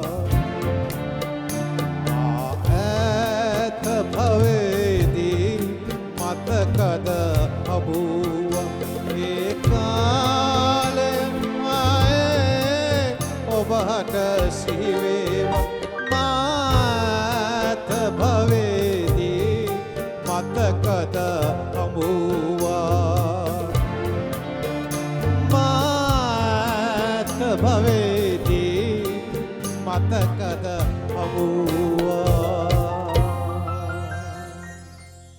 ප්‍රේමකීර්ති අල්විස් මම මේ කල්පනා කළේ ප්‍රේමකීර්තිව මරා දමනකොට 89 ඉපදිච්ච කෙනෙක් ඉපදිච්ච දරුවෙක් ඉන්නවා නම් ඒ දරුවට දැන් අවුරුදු 32ක්. එතකොට ප්‍රේමකීර්ති පිළිබඳ කතා කරන මාධ්‍යවේදියෙක් ඉන්නවා නම් අද ඉන්න තරුණ පරපුර ගත්තාම ඔවුන් ප්‍රේමකීර්තිව ඇසුරු කරන්න දකින්න ලැබිලත් නැහැ. ඔවුන් අවුරුදු 32 පැනලා. අර තුනේ බහතීරණ විය එනකොට අවුරුදු 32 නැත්නම් අවුරුදු 5ක් විතර එකතු වෙනවා 37ක් විතර වෙලා. හැබැයි අපි තාමත් ප්‍රේමකීර්ති කියන නිවේදකයා ප්‍රේමකීර්ති සතු මේ නිවේදක ඥානය ඒ ඇතුලේ ඔහු හොයාගත් අලුත් ප්‍රවණතා පිළිබඳ කතා කරනවා. මට එකක් මතක් වුණා මේ කතා කර ඉන්නකොට මතක් වෙනවා. මේ එකවරක් ඔහු ඔන්න ආයිබෝන් වැඩසටහනට ඇවිල්ලා අහනවා. දැන් ඔය කතා කරන්නේ අනංගිලා මල්ලිලා දැන් අපිත් එක්ක එකතු වෙලා එහෙමනේ කතා කරන්නේ. ඉන්නවා නම් කියන්නකෝ මේ සිල්පෝයට බැල්පෝයවල් කීයක් තියෙනවද කියලා. අපි හතර වරන් දාගෙන කල්පනා කරන මොකක්ද මේ කියලා තියෙන්නේ කියලා. මම කැමති ඉතිනංජලක්ක ඔයා ගුවන්විදුලියේ නිවේදිකාවක් විදිහට ඉතාම ප්‍රකට චරිතයක් ප්‍රේමකීර්තික නිවේදන කලාව පිළිබඳ විශේෂයෙන් කතා කරනවා. ඇත්තෙන්ම මං හැමදාමත් කල්පනා කරනවා ප්‍රේම අයියා කියන්නේ පුදුම සහගත දැනුමක් තිබුණ මිනිස්සෙක් කියලා. මොකද අපි දැන් ගුවන්විදුලියේ සැරිසරනකොට බොහෝ විට නිවේදක නිවේදිකාවන් දකිනවා පොත්පත් පරිශීලනය කරනවා පොතක් අතේ තියෙනවා හැමතිස්සෙම මොකක් හරි වැඩක යෙදෙන්නකොටත් ඔවුන් ළඟ පතපොත තියෙනවා. ඒ ඇසුරු කරගෙන තමයි මේ වැඩසටහන් වලට සූදානම් වෙන්නේ. නමුත් කවදාකවත් ප්‍රේම අයියාගේ අතේ පොතක් තියෙනවා අපි දැකලා නැහැ. ඉතින් මම අදටත් හිතන්නේ පෙර භවයකින් ඔහු ගෙනාපු දෙයක් තමයි මේ අපිට ලබා දීලා තියෙන මේ ගීත සංකල්පනා වශයෙන්. ඔහුට ඒක මං හිතන්නේ දෙවියෝ දුන්න දෙයක් හැටියට මම දකිනවා. ඇත්තෙන්ම මට මතක් වෙනවා මම සහන නිවේදිකාවක් ගුවන්විදුලියේ සේවය කරන කාලේ නිතරම මට මුණ ගැහෙනවා. ඉතින් මම දවසක් සම්බන්ධතා මැදිරියේ කටයුතු කරනකොට තමයි ඒ කනගාටුදායක පුවතක් අරන් ආව ප්‍රේම අයියා. අපේ සිනමාවේ සිහින කුමාරයා වශයෙන් සිටි විජේ කුමාරතුංගයන් ඝාතනය කිරීමේ පුවත අරගෙන ආවේ ප්‍රේම අයියා තමයි. තමයි ප්‍රවෘත්ති ප්‍රකාශය එදා නිවේදනය කළේ. ඔහු තමයි කළේ. ඉතින් මම තමයි සම්බත්තා මැදිරියේ හිටියේ. මට අද වගේ මතකයි ඒ සිදුවීම. නමුත් ඔහු හිතන්නේ නැතුව ඇති කවදා හරි මටත් මේ ඉරණමට මුණ දෙන්න වෙයි කියලා. එදා ඒ විජේ කුමාරතුංගයන් ගැන ඒ ප්‍රකාශය කරද්දී මට ඉතින් ඒවා මතක් වෙනවා. මට මම නිවේදිකාවක් හැටියට රූපවාහිනියේ ප්‍රවෘත්ති ඉදිරිපත් කළ අවසාන දවස තමයි ප්‍රේම අයව ඝාතනය කරපු දවස 1989 ජූලි 31 වෙනිදා. එදා රෑ අපි ගෙදර ගියේ නැහැ. මොකද ඒ තරම් අපිටත් තිබුණා ගොඩාක් මේ ලිපි ඇවිල්ලා තිබුණා රූපවාහිනියෙන් අයින් වෙන්න, ගුවන්විදුලියෙන් අයින් වෙන්න කියලා. ඉතින් ප්‍රේම අය ළඟින් ඇසුරු කරපු හින්දා අබේ ප්‍රේම අයටත් කිව්වා ප්‍රේම අපි යමු කොහාට හරි යමු ගිහිලා ඉඳලා එමු මේ පොඩ්ඩක් මේවා සමතේකටපත් වෙනකන් කියලා. නමුත් ඔහු ඒක ඇහැව්වේ නැහැ. හරිම සුන්දර දඩබ්බරකමක් තිබුණා ඔහුගේ ඒ චරිතය තුළ. ඉතින් ඒක ඇහැව්වේ නැහැ. අදටත් අපි දුක් වෙනවා හරියට මේ ඒ වෙලාවේ ඔහු ඒක මගහැරලා හිටියා නම් අදටත් අපිට ප්‍රේම අයියා ඉන්නව නේද කියලා. නිරංජලා සරෝජිනී මහත්මිය මේ කියන කතා අපිට හරීම වැදගත්. දැන් මම අර ඔබව අරන් යනවා අර ඉස්සෙල්ලා කතාව නවත්තපු තැනට. දැන් ආයිබෝවන් වැඩසටහනේ අප දකින අර නලදතින් hina වෙන පෙන්නා hina වෙන ප්‍රේමකීර්ති රූපවාහිනිය දකින්න පසු කාලීනෝනේ. හැබැයි අඳුන වැඩසටහනට සහභාගී කරනකොට ප්‍රේමකීර්තිය පොඩි වෙලාවක් තප්පර ගානක් පෙන්නවා කියලා දඩගන්න වෙච්ච මිනිස්සෙක් තමයි අබේවර්ධන බාලසූරිය කියන්නේ. ඔව් සූරේ ඇත්තටම ඒක මේ ඔය අබේ නන්දන වින්දන කරන කාලේ ඒකත් මහා ජනප්‍රසාදයක් දිනාගෙන තිබුණු අවධියක්. ඒ අතරේ අබේ එතකොට විවිධාංගිකයේ ප්‍රධානියා හැටියට කටයුතු කළේ. ඉතින් එයාට ඕන වුණා වෙනස්ම ආකාරයක වැඩසටහනක් ඉදිරිපත් කරන්න. ඒකට සමාජයේ බොහෝ ප්‍රශ්න මතුවෙලා තිබුණු කාලයක්. ඉතින් අබේ කිව්වා ප්‍රේම අපි මෙහෙම මේ සමාජ කතිකාවක් ගොඩනගමු මේ සමාජ ප්‍රශ්න පිළිබඳව වැඩසටහනකින් කියලා. ඉතින් ඔහු ඒකට එකඟ වුණා. එකඟ වෙලා කිව්වා එහෙනම් අපි අබේ මාසෙකට සැරයක් කරමු නේද කියලා. අබේ කිව්වා එහෙම බෑ මේ හරියට දේවල් තියෙනවා කතා කරන්නේ. හින්දා අපි සතිපතා මේක කරන්න ඕනේ කියලා. තමයි අංජනමක් බලන විදිහට අඳුන කියලා වැඩසටහනට නම දාලා ඒ වැඩසටහනේ සහාය නිෂ්පාදකවරයාව හිටි ජයශ්‍රී විජේරත්නගේ S2 තමයි ඒ අඳුන වැඩසටහනේ තේමාවට දාලා තිබුණේ. ඉතින් බොහෝ දෙනෙක් මේක දන්නේ නැහැ. පසු කාලීනව ගොඩක් අය කියලා තිබුණා අබේ ප්‍රේම්ගේ S2 විතරයි පෙන්වුවේ කියලා. නමුත් ඒක නෙමේ සත්‍ය. ඒ S2 ඇවිල්ලා ජයශ්‍රී විජේරත්නගේ ප්‍රේම්ට උමනා වුණා. දැන් අඳුන වැඩසටහන බොහෝ මිනිස්සු අතරේ කතා බහට ලක් වෙන වැඩසටහන බවට පත් වුණා. එතකොට ඔහුට උමනා වුණා වැඩසටහන් 25ක් ගියාට පස්සේ මේක ගුණදොස් ලියා එවන්න කියලා තප්පර 30කට පෙනී හිටින්න මේ වැඩසටහනෙන්. ඉතින් නමුත් අබේ ඒකට අවසර ගත්තේ නැහැ. අවසර නොගෙන තමයි ඔහුව තත්පර 30කට මේ පෙන්නුවේ. ඒකට තමයි අබේට රුපියල් 45ක දඩයක් ඔහුගේ පෞද්ගලික ලිපිගොනුවට ඇවිල්ලා තිබුණා. අවසර නැතුව ප්‍රේම අයව පෙන්නවා කියලා. ඉතින් ඒ වගේ සිදුවීම් ගණනාවක් තියෙනවා ඒ ජීවිතය ඇතුලේ. ඔව්. දැන් ඔබ කල්පනා කරනවා ඇති අර ප්‍රේම අයගේ වැඩසටහන අපි බල ඉන්නකොට දැන් ඔය වගේ තමයි වෙන කතාවක් යනවා. ඇවිල්ලා දැන් අර පරණ උත්තරේට එනවා. මොකද්ද? දැන් වැඩසටහන පටන් ගන්නකොට අහනවා අපෙන් ප්‍රශ්නේ. ඔව්. ඈ එතකොට මේ අහපු ප්‍රහෙලිකාවේ මොකක්ද තියෙන්නේ? ඈ කියලා ආයෙ මතක් කරනවා. ආයෙ සද්ද නොකර ආයෙ වැඩසටහන කරන් යනවා. අපි හිතනවා දැන් උත්තරේ ගියේ කියලා. නමුත් උත්තරයක් හම්බෙන්නේ නැහැ තාම. එහෙන් බලාගෙන ඉන්නවා. අපි දැන් මිල්ටන් මල්ලවාරච්චි වෙනුවෙන් ප්‍රේමකීර්ති අල්ලිස් රචනා කළ ඉතාම අපූර්ව ගීතයක් රස විඳින්න සූදානම් වෙන්නේ. ඇත්තටම පැට්‍රික් දෙනිපිටිය සංගීතවත් කරපු ගීතයක් විදිහට අපි ඔබට මේ ගීතය හඳුන්වා දෙනවා. ඒ අතරතුරේ මිල්ටන් මල්ලවාරච්චිට ප්‍රේමකීර්ති ලියලා වික්ටර් රත්නායකයන් සංගීතවත් කරපු ගීතත් අනන්ත අප්‍රමාණවත් තියෙනවා කතා කළ යුතු. කොහොමවත් මේ උදාහරණයට ගිහිල්ලා අපි ඊටු ටික කතා කරමු.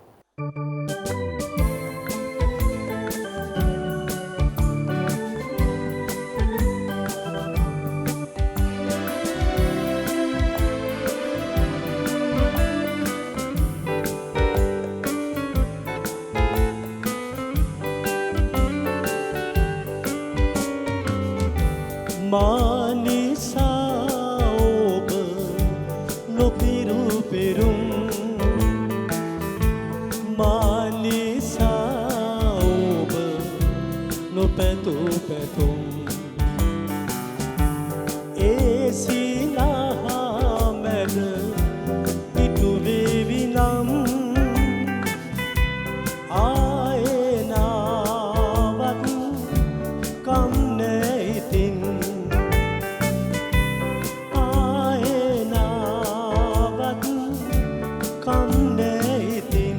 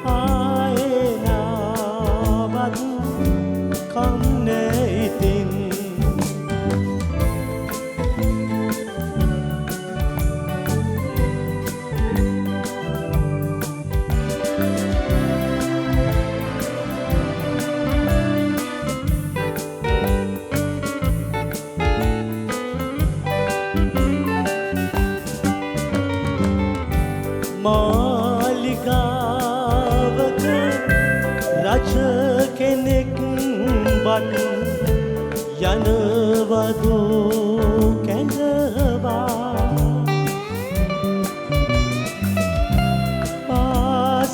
පාසනාවන් ඒ සැඳෑවක මා ඇවිත් යනවා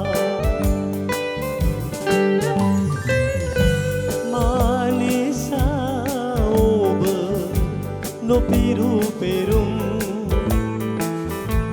මානිසා ඔබ නොපැතු පැතුම් ඒ සිනහා මැද ඉටු වෙවි නම් ආයෙනාවත් කම් නෑ ඉතින්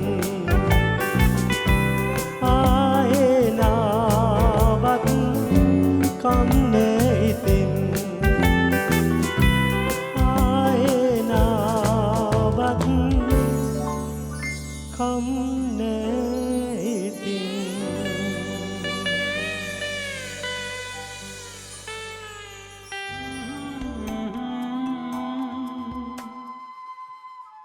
ඊට පස්සේ මට මේ කාර්යාලයෙන් ගිහින් තිබුණා පරීක්ෂණයට එන්න කියලා මම පරීක්ෂණයට ආවා. හැබැයි ආවේ මේ කතා කරන්නවත් තරවට මෙවට නෙමෙයි සින්දු කියන්න ආවේ. ගායකෙක් වෙන්න. ඒ ලියුම අරගෙන මම ආවා අපේ අම්මත් එක්ක මට මතකයි මේ කාර්යාලය ඉස්සරහට ආවා. එදා තමයි මම ඉස්සෙල්ලාම කරුණාරත්න අබේසේකර මහත්තයා දැක්කේ. පස්සේ තිලකසිරි අයියා කිව්වා මේ තාම මදි තවත් පුරුදු වෙන්න ඕනේ. දැන් මේ සමූහ ගායනා වලට සහභාගී වෙන්න කියලා. ඉතින් සමූහ ගායනා වලට සහභාගී වෙන්න මිසක් කවදාකවත් සින්දුවක් කියන්න අවස්ථාවක් හම්බෙන්නෙම නැහැ. මම මෙන්නට දවසක් කරුණාරත්න අබේසේකර අයියා කිව්වා මට කතා කරලා මේ තමසි සින්දු කියන්නෙත් දැන් හරියකට මේ අඩු ගානේ මේ පිටපතක් අරගෙන කියවන්න පුරුදු වෙන්න කියලා මුද්‍රය ගැන ලියපු ලියුමක් ළමා පිටට ආපු ලියුමක් මට දුන්නා කියවන්න. ඉතින් මම ඔක කියෙව්වා. ඒ තමයි ඉස්සෙල්ලාම ගුවන්විදුලියෙන් කටහඬ ගිය දවසේ ඉතින් මට හරි ආඩම්බරයි. මේ කාර්යාලයෙන් එළියට බහලා යනකොට මම බැලුවා මේ මැද්දේ තියෙන ඒරියල් එක දිහා. ඔය කණුවක් තියෙන. මේක මම කටහඬ ගියා නේද කියලා හරි සන්තෝෂෙන් මම ගෙදර ගියා. එදා තමයි මගේ කලා ජීවිතේ ආරම්භ වෙච්ච මුල්ම දවස. මේ සසර සැරිසරන තෙක් කියන ගවේෂණ චාරිකාව සංස්කරණය කරපු අපේ ගීතනාත් කුඩ්ලිගම මහත්මයාත් අද මේ ප්‍රෝග්‍රෑම් එකේ නැත්නම් මේ වැඩසටහනේ පැත්තක ඉන්නවා. මොකද මේක මේ ඊටාම ඇසුරු කළ යුතු හොඳ කෘතියක් ප්‍රේමකීර්ති ගැන ඊටාම තොරතුරු එකතු කරලා තියෙන. ඒ එක තැනක අපේ කුඩ්ලිගම මැතිතුමා සඳහන් කළා තියෙනවා මෙන්න මෙහෙම. ඇඳුමින් පැළඳුමින් මේකප් එකෙන් නරඹන්නන් ආකර්ෂණය කිරීමට තනන වර්තමාන රූප මාධ්‍ය කලාවට ප්‍රේමකීර්තිගේ සරල බව, අල්පේච්ඡතාව පුදුමාකාර අභියෝගයක් වුණායි කියලායි මට හිතෙන්නේ. මේ තරමට රටක් ආකර්ෂණය කළ පුද්ගලයෙකු ඒ ගැන වගක් නැතුව අර වරහන් ඇතුලේ දාලා තියෙන ඇඳලා ඉන්නේ නැතුව ඉන්න එක ගැන මට වෙලාවකට මහ පුදුමයක් හිතෙනවා. මේ උත්තරේ අරන් තියෙන්නේ අපේ ප්‍රවීණ මාධ්‍යවේදී ජ්‍යෙෂ්ඨ මාධ්‍යවේදී අශෝක තිලකරත්න මහත්තයයි. මේ අශෝක තිලකරත්න මහත්මයා ප්‍රේමකීර්ති ගැන දැක්ක විදිය අල්පේච්ඡ මනුස්සයා. රබර් සෙරප්පු දෙයක් දාගෙන ගුවන්විදුලියට ආපු මනුස්සයා. නැත්තම් කොට කලිසමක් ඇඳගෙන ගුවන්විදුලියට ගිය මනුස්සයා. ඔහු ලෝකේ දැක්කේ කොහොමද? ඔන්න අපි යහපව යන්න සූදානම් වෙන්නේ ඒ.ඩී. රංජිත් කුමාර මහත්මයා හමු වෙන්න. ඔබ මේ කෘතියට ලියලා තියෙනවා හරි ලස්සන ලිපියක්. ඒ ලිපියේ එක තැනක මෙහෙම සඳහන් වෙනවා. අපි කෙටි චිත්‍රපටයක් හදමු. අර ඉස්සලා නවත්තපු තැන. රංජිත් ලාල් කීවේ. ඒ විවේක කාලයේ ප්‍රේමකීර්ති අප සිටි ලෙඩිබීට ශාලාවේ උඩුමහලේ ජනේලයෙන් ඈත බලා සිටියේය. මට අදහසක් ආවා. අර පාරේ යන නාට්‍යාමි දිහා බලන්න. ප්‍රේමකීර්ති අපට කීවේය. විශාල බඩු පුරවාගත් ගෝණි රැසක් පුරවාගත් අත්කරත්තයක් මිනිසෙකු ඇදගෙන යයි. එය තනිව ඉදිරියට ඇදගෙන යාමට ඔහු දරන වීරිය දෙස අප බලා සිටියේ සංවේගයෙනි. ඔන්න ප්‍රේමකීර්ති දැක්කතේ. එතන ඉඳලා ගොඩනැගීම ඔබ සතුයි. සුරේ අත් වශයෙන්ම මේ සිද්ධි වුණේ 1966 අවුරුද්දේ. එතකොට අපේ ප්‍රධාන ශාලාවේ ඩී.බී. නිහාල් සිංහගේ භක්ති කියන චිත්‍රපටය ජාත්‍යන්තර සම්මානයක් අරගෙන හොඳම චිත්‍රපටියට මේක පෙන්වුවා. දැන් දවල් පෙන්නුවේ ඒක පෙන්නලා ඉවර වෙලා අපි පන්තියට ආපු ගමන් තමයි අපේ නඩේ නායකයා වික්ටර් යහුගර දන්නවා මේ රංජිත් ලාල් කිව්වා මචං අපි මේ ෂෝට් ෆිල්ම් එකක් කරමුද කියලා දැන් මාත් එක්ක කට්ටියත් එක්ක කතා කරගෙන ඉන්නකොට ප්‍රේම්නි ඉතින් අපේ ඔය පැත්තට පොඩ්ඩක් හිත යොදුනෙක් කෙනා පස්සේ ගෝ ප්‍රේම් ඔබ ලියපන් මේ කතා තේමාවක් කියලා දැන් මේක ගණන් ගන්න නැතුව මේ ලෙඩ්බීට ශාලාවේ ඒ කියන්නේ දැන් හරියටම ආනන්ද විද්‍යාලයේ දැන් තියෙන පෙට්‍රල් ෂෙඩ් එක පාරේ ඒක ඉස්සරහම තියෙන ලොකුම ගොඩනැගිල්ල කෙළවරේම කාමරේ උඩ බලන් ඉන්න පස්සේ අපිට කතා කළා ලාල්ටයි මටයි බල්ලා කිව්වා අර බලපන් කියලා ඔය සිද්ධිය කිව්ව මිනිස්සෙක් වයසක මිනිස්සෙක් ඇදගෙන යනවා Tamanට අදගෙන යන්න බැරි තරමට මේ නාටාමි කෙනෙක්. ඒක දැකලා ඔය කිව්වා අපි මේ මිනිසාගේ කායික හා මානසික වීරිය ගැන කරමු කියලා වෙර කියලා නමක් දුන්නා වෙර කියලා. ඒක තමයි ඔය චිත්‍රපටියේ මූලික උනේ.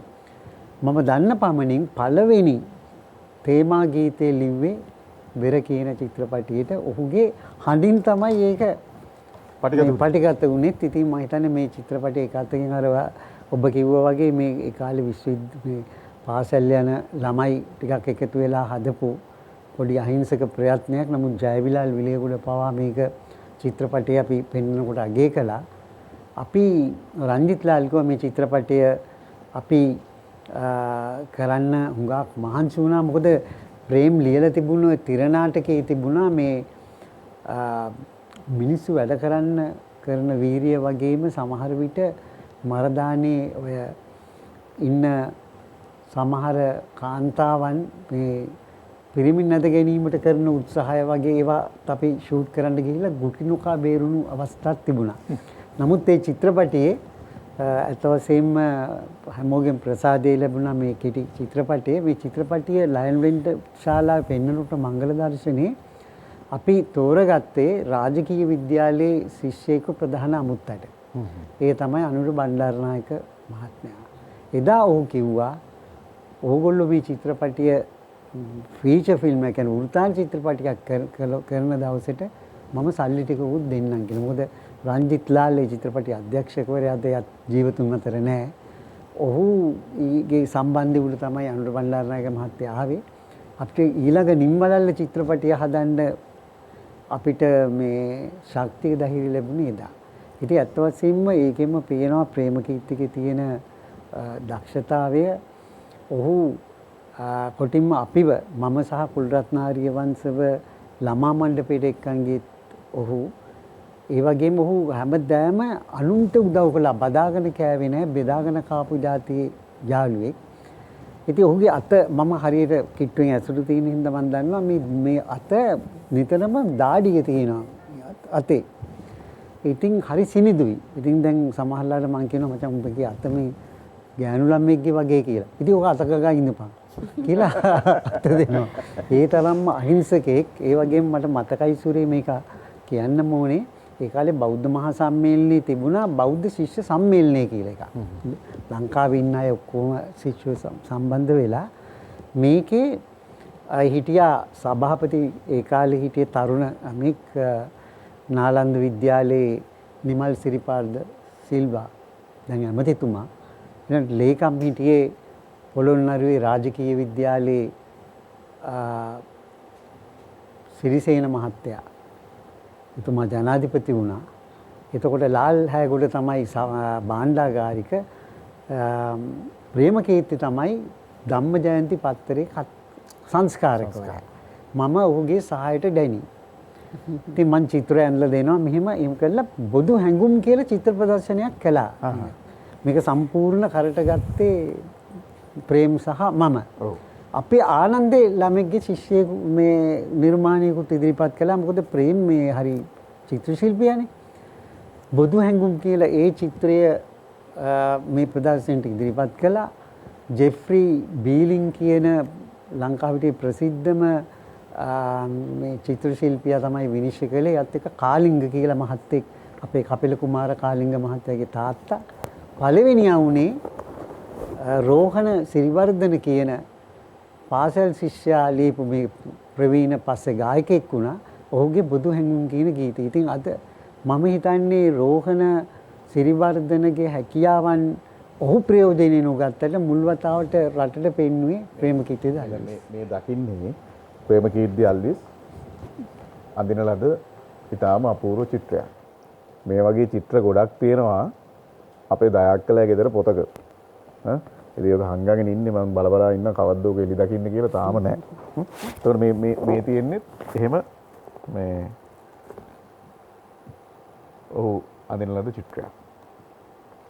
දැන් මේ බලන්න එක පැත්තක්. ඒතකොට මට මේ කතාවටම එකතු කරලා දෙන්නකෝ මේ ආතරයු අමරසේන මහත්තයත් එක්ක ලොකු සම්බන්ධතාවයක් ඇති වුණේ කොහොමද? මේ ඉස්කෝලේ ඉන්න කාලේ ඔහුට තිබුණා මේ පුදුම රචනා ශෛලියක්.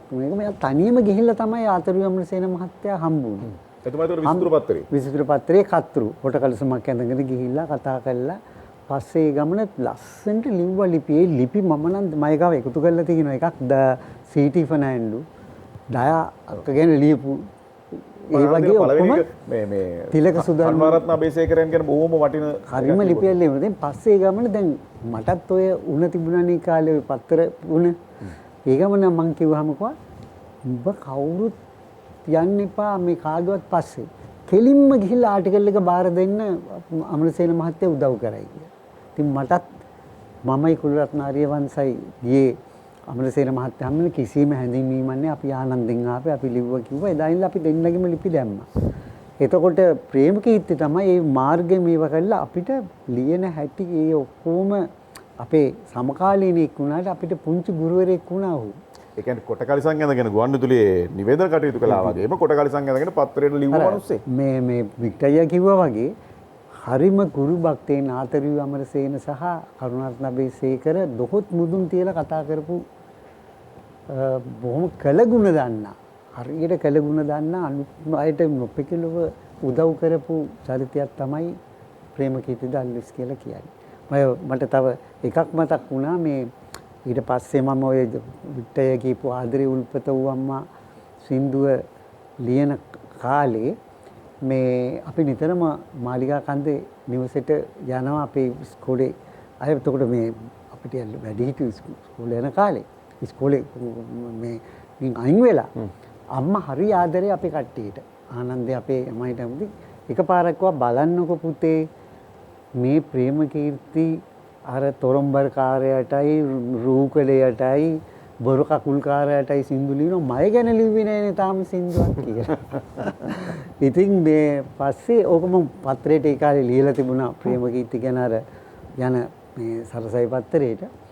ඉතින් ඒකෙන් පස්සේ තමයි ප්‍රේමකීර්තිගේ අම්මා අසනීප වෙලා ඒකත් මම ලියලා තිබුණා වික්ටර්යත් එක්ක ගිහිල්ලා මේක ලියලා ඊට පස්සේ හුඟක් ජන ප්‍රේම වුණා. ඉතින් අත් වශයෙන්ම හරිම මානව දයාවක් තිබුණු මේ අපි අතර හිටපු ශිෂ්‍යෙක්.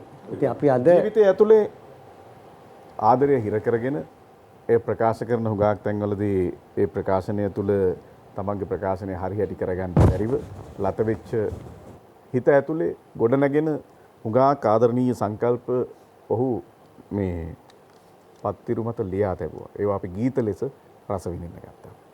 එකිනෙකාට හිතන්න වෙලාවක් නැති අයට ජීවිතේ දකින්න වික්ටරත්නායක මහත්මයාණන් හරිය අපූර්ව ගීතයක් ඔබට රචනා කරලා දීලා තිබුණා. ඔබට මතකද අපේ හැඟුම් වලට ඉඩ දී මොහොතක් ඉඩ ලබා ගනිමු තරමින් වියතක්. එකිනෙකත් එක්ක කතා කරන්න එහෙම නෑ. අපි වෙන ලෝකවල ඉන්නේ. ඇයි අපිට මේ සම්බන්ධතාවය ඇති කරගන්න බැහැ? මම කැමතියි ඒ ගැන ඔබේ හඬ නළුව එකතු කරනවා නම්. ඔව් සූර්ය ඇත්තෙන්ම මේ ප්‍රේමකීර්ති කියලා කිව්වහම ප්‍රේමයේ මුල් කොටගත්ත නමක්නේ. ඔහුට මේ ප්‍රේමය ගැන ලියන්නට අමුතුවෙන් අපි අදහස් දෙන්නට ඕනේ නෑ. මේ ඉබේ එනවා මම හිතන්නේ නිරංජනානන්ගේ කිව්වා මේ පෙර ආත්මයෙන් ගෙනාපු දෙවියන් විහිං දීපු දැනීමක් කොහොමද තියෙන්නේ කියලා. දවසක් මේ අපි පාලිත පෙරේරා මහත්මයාගෙන් අහලා තියෙනවා කවුද එක්කෙනෙක් මට දැන් මතක නැහැ කවුද ඇහුවේ කියලා. මේ ප්‍රේමකීර්ති මේ තරම් මේ කොහොමද ලියන්නේ කියලා. එනකොට ගෙනාවු භාණ්ඩාගාරයක් එයා ගාව තියෙනවා කිව්වලු. ගීත පුස්තකාලයක්. ඒ කියන්නේ ඒක නිසා මේවා ඔහුටත් නොදැනුවත්ව තමයි මේ පෑන් තුඩෙන් ගලන් එන්නේ කියලා. ඇත්තටම මමත් පිළිගන්නවා භව මතකයෙන් එන දේවල්.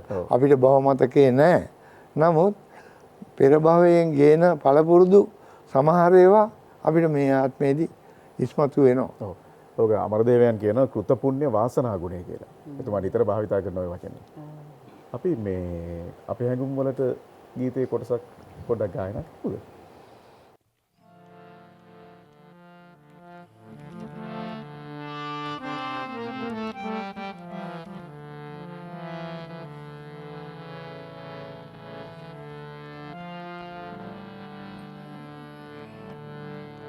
අපේ හැඟුම් වලට ඉඩදී මොහොතක් ඉඩ ලබා ගනිමු තරමින් වියතක්. අපේ හැඟුම් වලට ඉඩදී මොහොතක් ඉඩ ලබා ගනිමු තරමින් වියතක්. හඳ පානේ මන්ද අඳුරේ අත් පටලා යමු ආයේ අත් පටලා යමු ආයේ. හඳ පානේ මන්ද අඳුරේ අත් පටලා යමු ආයේ අත් පටලා යමු ආයේ. ඒ කියන්නේ මේ ස්ත්‍රී පුරුෂ දෙදෙනෙකුගේ හමුවීම සහ ලංවීම එකතු වීම කියලා මේ සියලු දේ මම හිතන්නේ චිත්‍රයක් මාර්ගයෙන් අපිට ගෙනියනවා පෙන්නනවා වගේ හරියට. දැන් අද නම් කියන්න වෙන්නේ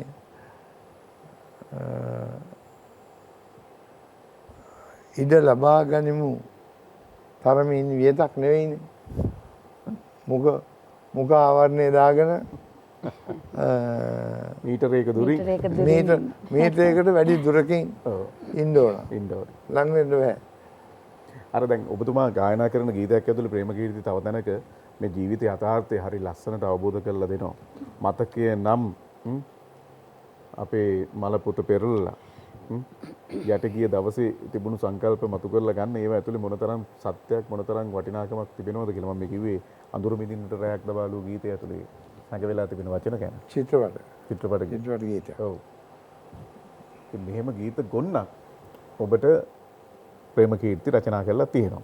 මේවා හැම එකක් ගැනම විග්‍රහ කරන්න මේ වෙලාවක් නෙමෙයි. නමුත් ඔබ දැන් ගායනා කරන්න තෝරාගෙන තිබෙනවා සාගර ජලයේ ගීතය.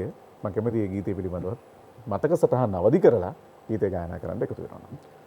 මම කවදාවත් කිසිම ගේය පද රචකයෙකුට කියලා නැහැ මට අහවල් තේමාව යටතේ ගීතයක් ඕන කියලා.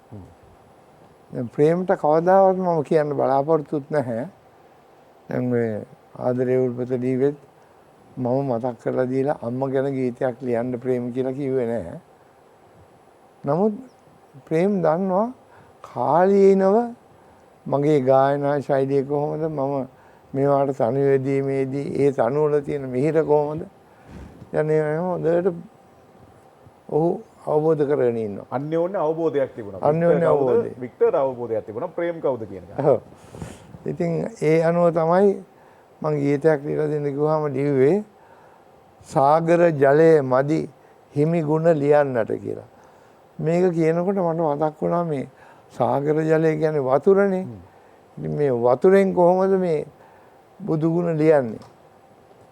නෑ අපි ඒ වගේම කතාවක් අහලා තියෙනවා මේ මුළු මුහුදම තීන්ත කුඩක් කරපුවාම තීන්ත බඳුනක් කරපුවාම අන්න එතකොට නම් ලියන්න පුළුවන්.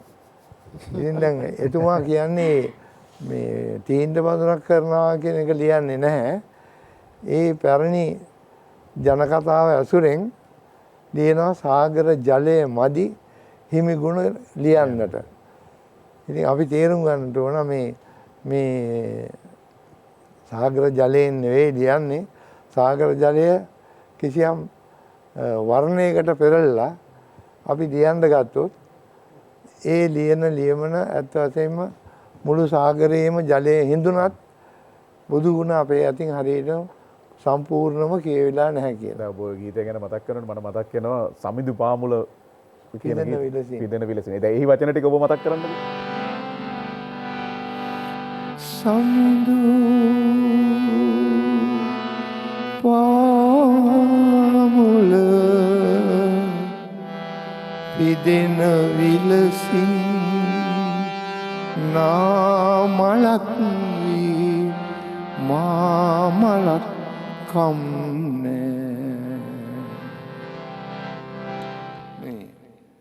මල උපයෝගී කරගෙන ප්‍රේම ගීත දීපු ගීත මම හිතන්නේ සූර්ය කලිනුත් මතක් කරා. දැන් මල සහ මල කියලත් මේ ඉන්ද්‍රකීලයේ පොතේ තියෙන කවි පන්තියක්. ඒ කියන්නේ මල අකුර දැන් ලයනු අකුරු දෙක වෙනස් ආකාරයෙන් යොදා ගැනීමේදී කොහොමද මේ දෙකේ අර්ථය ඉස්මතු වෙන්නේ කියන එක. මා මලත් කම් නැහැ. සමිඳු පාමුල මලක් ලෙස. කොයිතරම් ලස්සනද නේද? දැන් සාගර ජලයේ මදි ගීතේ අන්තිම කරලා තියෙන්නේ ওই විදිය දෙකකින් මිනිසත් භවයේ ලත් මට බැරි ලබන්නට මල කළ පින කවර ඔබ ළඟ මියෙන්නට. මේවා කියනකොට මට හිතෙනවා ප්‍රේම ගීතිකේ බුදුගුණ ගී සමුච්චයම ගත්තාම අපිට පොතක් ලියන්න පුළුවන්. අපි ගීතය ගායනා කරමු.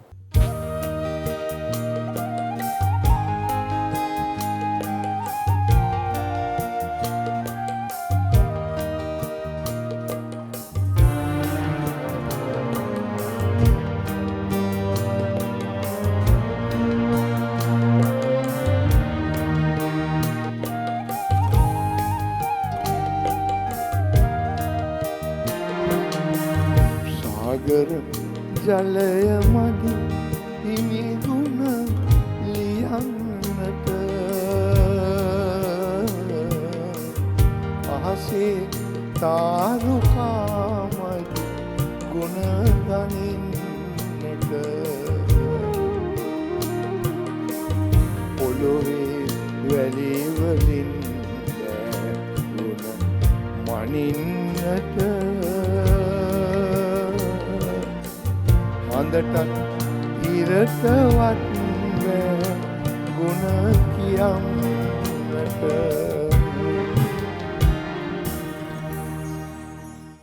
ඇත්තරම ප්‍රේමකීර්ති ගුවන් විදුලි නිවේදකයෙක් විදිහට තියෙන වැදගත්කම පිළිබඳ මට හිතුණා තව පොඩ්ඩක් එපිටට කතා කරන්න. ප්‍රේමකීර්ති හඳුන්වා දුන්නු න්‍යායන් ඔහු විසින් ඇති කරගත්ත යම් යම් සම්ප්‍රදායන් ගුවන් විදුලි එතෙක් පවත්වාගෙන ආපු සම්ප්‍රදායන් කඩා බිඳ දමන්නට හේතු වෙච්ච කාරණාවක්. සම්ප්‍රදාය කඩනවා කියන්නේ ලේසි කටයුත්තක් නෙමෙයි. ඇත්තරම අර එතෙක් පැවති නිවේදන කලාවෙන් අර කොළඹින් කතා කරමු කියන ගුවන් විදුලියේ ආපු නිවේදන කලාවෙන් මිදිලා නිවේදකයා ටිකක් නිදහස් බයක් හැකක් නැතුව ඕන දෙයක් කරන්න පුළුවන් ඊටාම වටින ආකාරයෙන් වචන හසුරවන්න පුළුවන් චරිතයක් බවට පත් කළේ ප්‍රේමකීර්ති අල්විස්. ඔහු ඉදිරිපත් කරපු වැඩසටහන් අතරේ ගුවන් විදුලියේ ඊටාම වටින වැඩසටහන් ගොන්නක් තිබුණා. මට මතකයි ඒ යුගයේ සම්පත් රේඛා වැඩසටහන ඔබ සඳහන් කළා වගේම සෙවන අත්වල වැඩසටහන සොඳුරු සෙවන විශේෂයෙන් ශනිදා සාදය රිජ්ජුවේ තිලකරත්න යුගයේ උදෑසන ගුවන් විදුලියට දීපු අලුත් පණක්. සෙනසුරාදා දවසේ. ඔව්. ශනිදා සාදය. එතකොට සැරිසර පුවත් සංග්‍රහව. දැන් ප්‍රේමකීර්ති මොනයම් හෝ හේතුවක් නිසා ප්‍රේමකීර්තිගේ අර ගුවන් විදුලි මැදිරි ආශ්‍රිත ජීවිතය අතහැරලා ඌව කොටු කරනවා ප්‍රවෘත්ති මැදිරියට.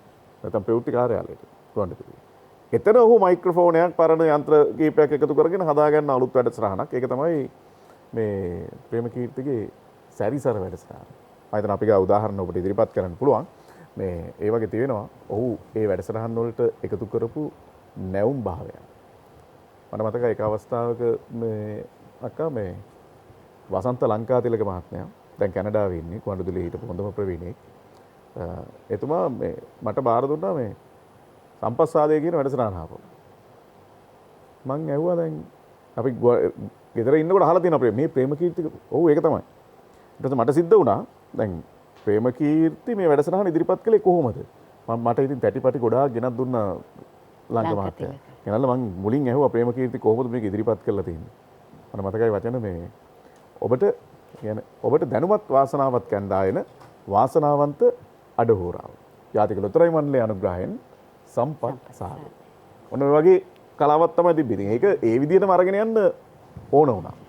ඒ වගේ අත්දැකීම් ගොන්නක්. එතකොට පාලිත පෙරේරා මහත්මයා සඳහන් කළා ඔබතුමා. ඒ සඳහන් කරනකොට මට මතක් වෙනවා උඩුගුවනේ කරන ලද ලාංකීය ගුවන් විදුලි ඉතිහාසයේ උඩුගුවනේ කරන ලද පළමුවනි විස්තර ප්‍රචාරය. පාලිත පෙරේරා මහත්මයා ප්‍රේමකීර්ති සමග තමයි ඉදිරිපත් කළේ. මම හිතන්නේ ඒ හඬ පටියත් අප සතුව තියෙනවා. මේ වගේ උගාක් විප්ලව කරපු චරිතයක්. ඉතින් මේ ඉතිහාසය අහපු වරගෙන ඇවිල්ලා මම නිරංජලා සරෝජිනී මහත්මිය ළඟ නතර කරනවා. එක යුගයක් එනවා අබේවර්ධන බාලසූරිය ලංකාවෙන් පිටතට යනවා යම් යම් ශිෂ්‍යත්වයන් ලබා ප්‍රේමකීර්ති හුදකලා වෙනවා. ඔබගෙන් මේ පිළිබඳ විස්තර එකතු කර ගන්නවා. හැබැයි ඔබ විශ්වාස කරනවද අබේ කොයිතරම් රට ගියත් අබේ කොයිතරම් දුර ඈතක සිටියත් මේ දෙදෙනා අතර තිබුණු මිත්‍රත්වය දිගින් දිගටම පවත්වාගෙන යනවා ලිපි ගනුදෙනු වගේ. ඔබ ළඟ තියෙනවා එහෙම දිගු ලිපියක්. ඒකෙන් මම කැමතියි කොටසක්. ඔව් සුරේ 1987 තමයි අබේට ශිෂ්‍යත්වයක් ලැබෙනවා ජර්මනියේ බර්ලින් නුවරට යන්න රූපවාහිනිය පිළිබඳ අධ්‍යයනය කරන්න. ඒ වෙලාවේ වෙනකොට අඳුන වැඩසටහන් ගණනාවක් ප්‍රේමයි එක කළා තිබුණේ. ඒක නතර කළා තමයි යන්නේ. ඒ වෙලාවේ ප්‍රේමයි අබේට ඒ ලිපියක කොටසක් තමයි මේ ඔහුගේ අත්තකුරෙන්ම මචං උඹ රූපවාහිනියෙන් ගියාට පස්සේ මම රූපවාහිනියට ගියේ 2-3 වාරයි. රූපවාහිනියට යනකොට මතක් වෙනවා නිතරම ඔබේ දැවැන්ත රූපය.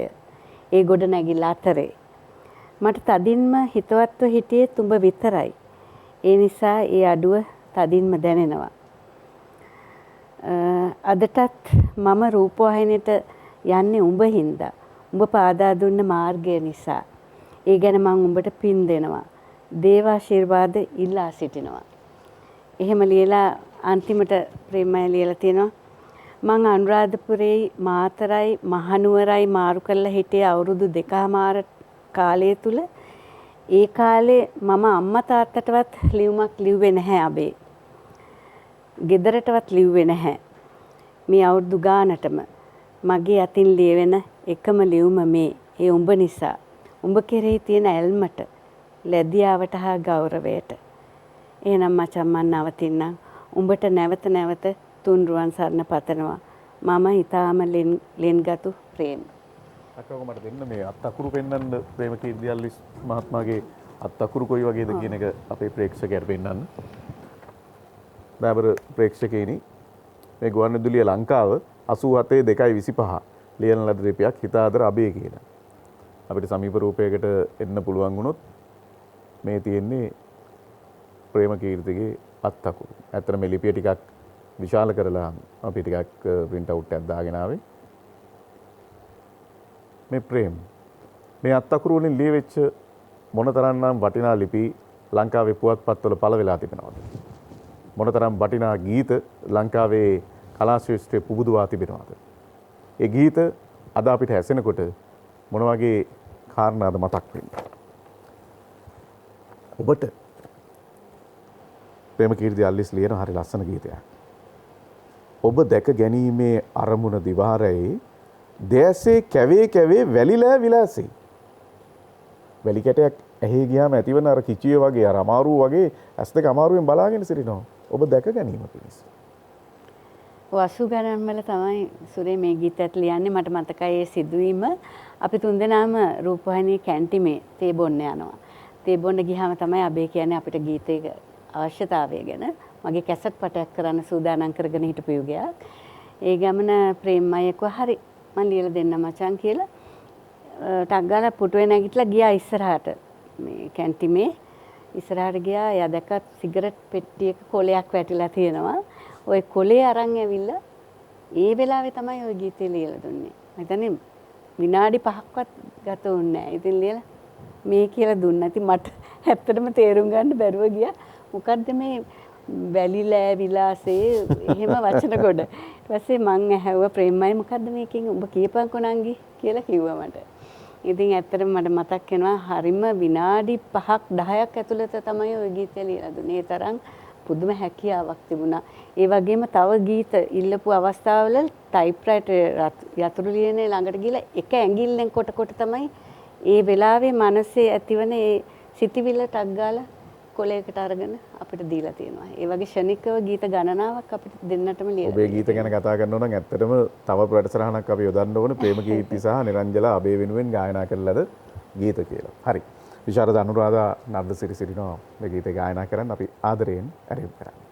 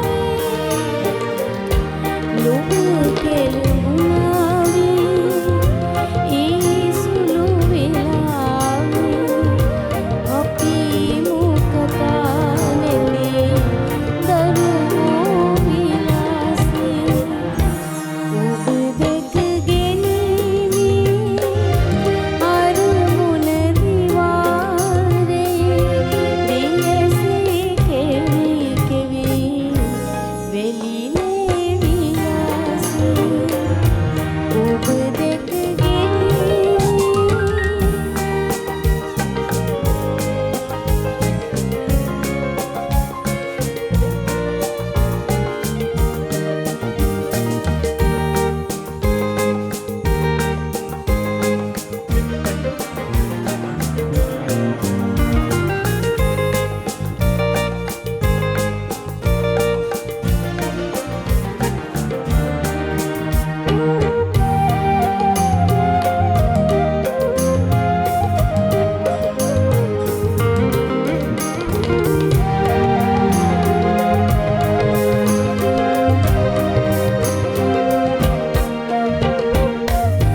දවසේ තුන් යාමයේ ඔබ ඇසුරේ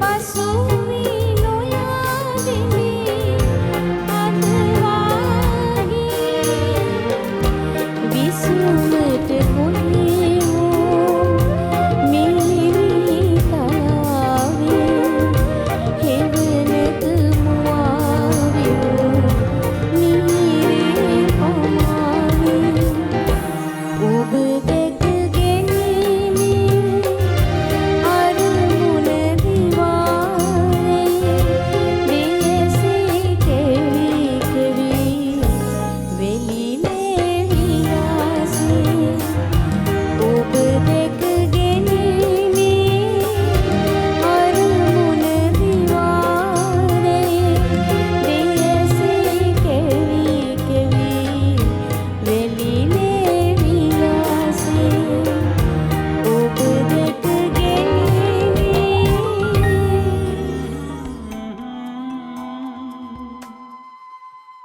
5 4 3 2 1 මම මේ අතේ පොත් කිහිපයක් තියාගෙන කල්පනා කළේ කොතනින් පටන් ගන්න කොතනින් ඉවර කරනවද කියලා. කවන්නේ මම ඉස්සල්ලාම මේ ප්‍රේමකීර්ති අල්විස් ලියන ලද එකම නවකතාව. මේ තියෙන්නේ අන්තිමය. මේ තමයි ප්‍රේමකීර්තිගේ එකම නවකතාව. නිර්මලා අල්විස් මහත්මිය මගේ අතට මේ පොත දුන්නේ. විශේෂයෙන්ම ඇයත් ලියලා තිබුණා ප්‍රේමකීර්ති සහ ජීවිතයේ අත්දැකීම් ප්‍රේමකීර්තිගේ මරණය දක්වා ඒ කෘතිය මගේ අතේ නැහැ ඔබට පෙන්නන්න. නමුත් මේ නොසැලෙන ඉන්ද්‍රකීලයේසේ සහ තවත් කවි කියන කෘතිය ඇය යලි මුද්‍රණය කළා. අපේ මීට පෙර වැඩසටහනට පසු ඇති වෙච්ච ඉල්ලුමත් එක්ක ඒ අනුව තමයි මේ පොත් දැන් සමාජගත වෙලා තියෙන්නේ. මම හිතන්නේ කෙනෙකුට කවි ලියනවා නම් ඒ කවිය ඇතුලේ කොහොමද ජීවිතය තීක්ෂණව හොයාගන්නේ කියලා මේ කවිය ඇතුලේ ඒව හොඳින්ම තිබෙනවා. මේවා ඇත්තටම හදවතින් ලියන ලද කවි. ඊළඟට මම අතරගත්ත පොත ප්‍රේමකීර්තිගේ ආදරණීය දියණියකි.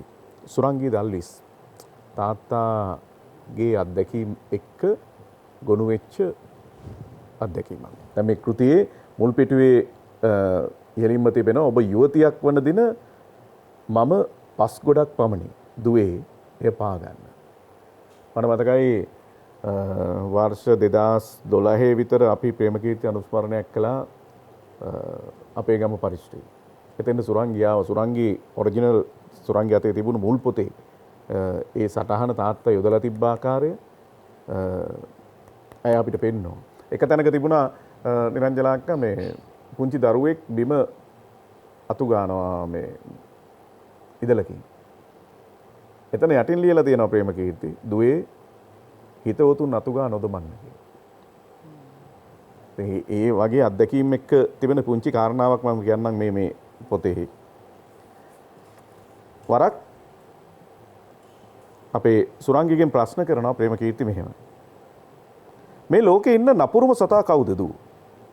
දවසක් තාත්තා මගෙන් ඇහුව හැටි මට මතක් වුණා. මං සතුන් දෙන්නේ 3 දෙනෙක්ගේ නම් කිව්වා. නෑ ඔය එක සතෙක්වත් නෙමෙයිද? ඔය හැම සතාම හරි අහිංසකයි. අපි නපුරක් කළොත් තමයි උන් අපට නපුරක් කරන්න බලන්නේ. දැන් දුව අහනවා තාත්තගෙන් එහෙමනම් නපුරුම සතා කවුද තාත්තේ? තාත්තා උත්තර දෙනවා. මිනිස්සයා. මිනිස්යාගෙන් තමයි මේ ලෝකේ ඉන්න නපුරුම සතා දුවේ. එයාගෙන් ප්‍රවේශම් ගන්න. ප්‍රේම කීර්ති තුල තිබුණු manussකම් පිළිබඳ රංජිත් කුමාර මහත්මයා මම කැමති ඔබ ඇසුරු කර ප්‍රේම කීර්ති ඇසුරෙන් සටහනක් එකතු කරනවා. ඇත්ත වශයෙන්ම මේ ප්‍රේම කීර්තිගේ ගාක්ම මේ සෝහද මිතුර කට්ටියක් හිටියා ඒ කාලේ සුරේ. දැන් ඒ අය සමහර අය මහාචාර්යවරු පන්ති හිටපු අය. ඉතින් ඒ හැමතෙම ඔහු හැම උපකාරයක්ම කළා තියෙනවා. ඒ කියන්නේ විශේෂයෙන් දැන් සමාජ විද්‍යා සංගමයෙන් කරපු සංගරාවක් තිබුණා. ඒ සංගරාවේ ඔහු සමාජ විද්‍යාව නොකලත් ඒ ඔහුට පුළුවන් හැම ශක්ති ප්‍රමාණයෙන් යා උදව් කරලා තියෙනවා.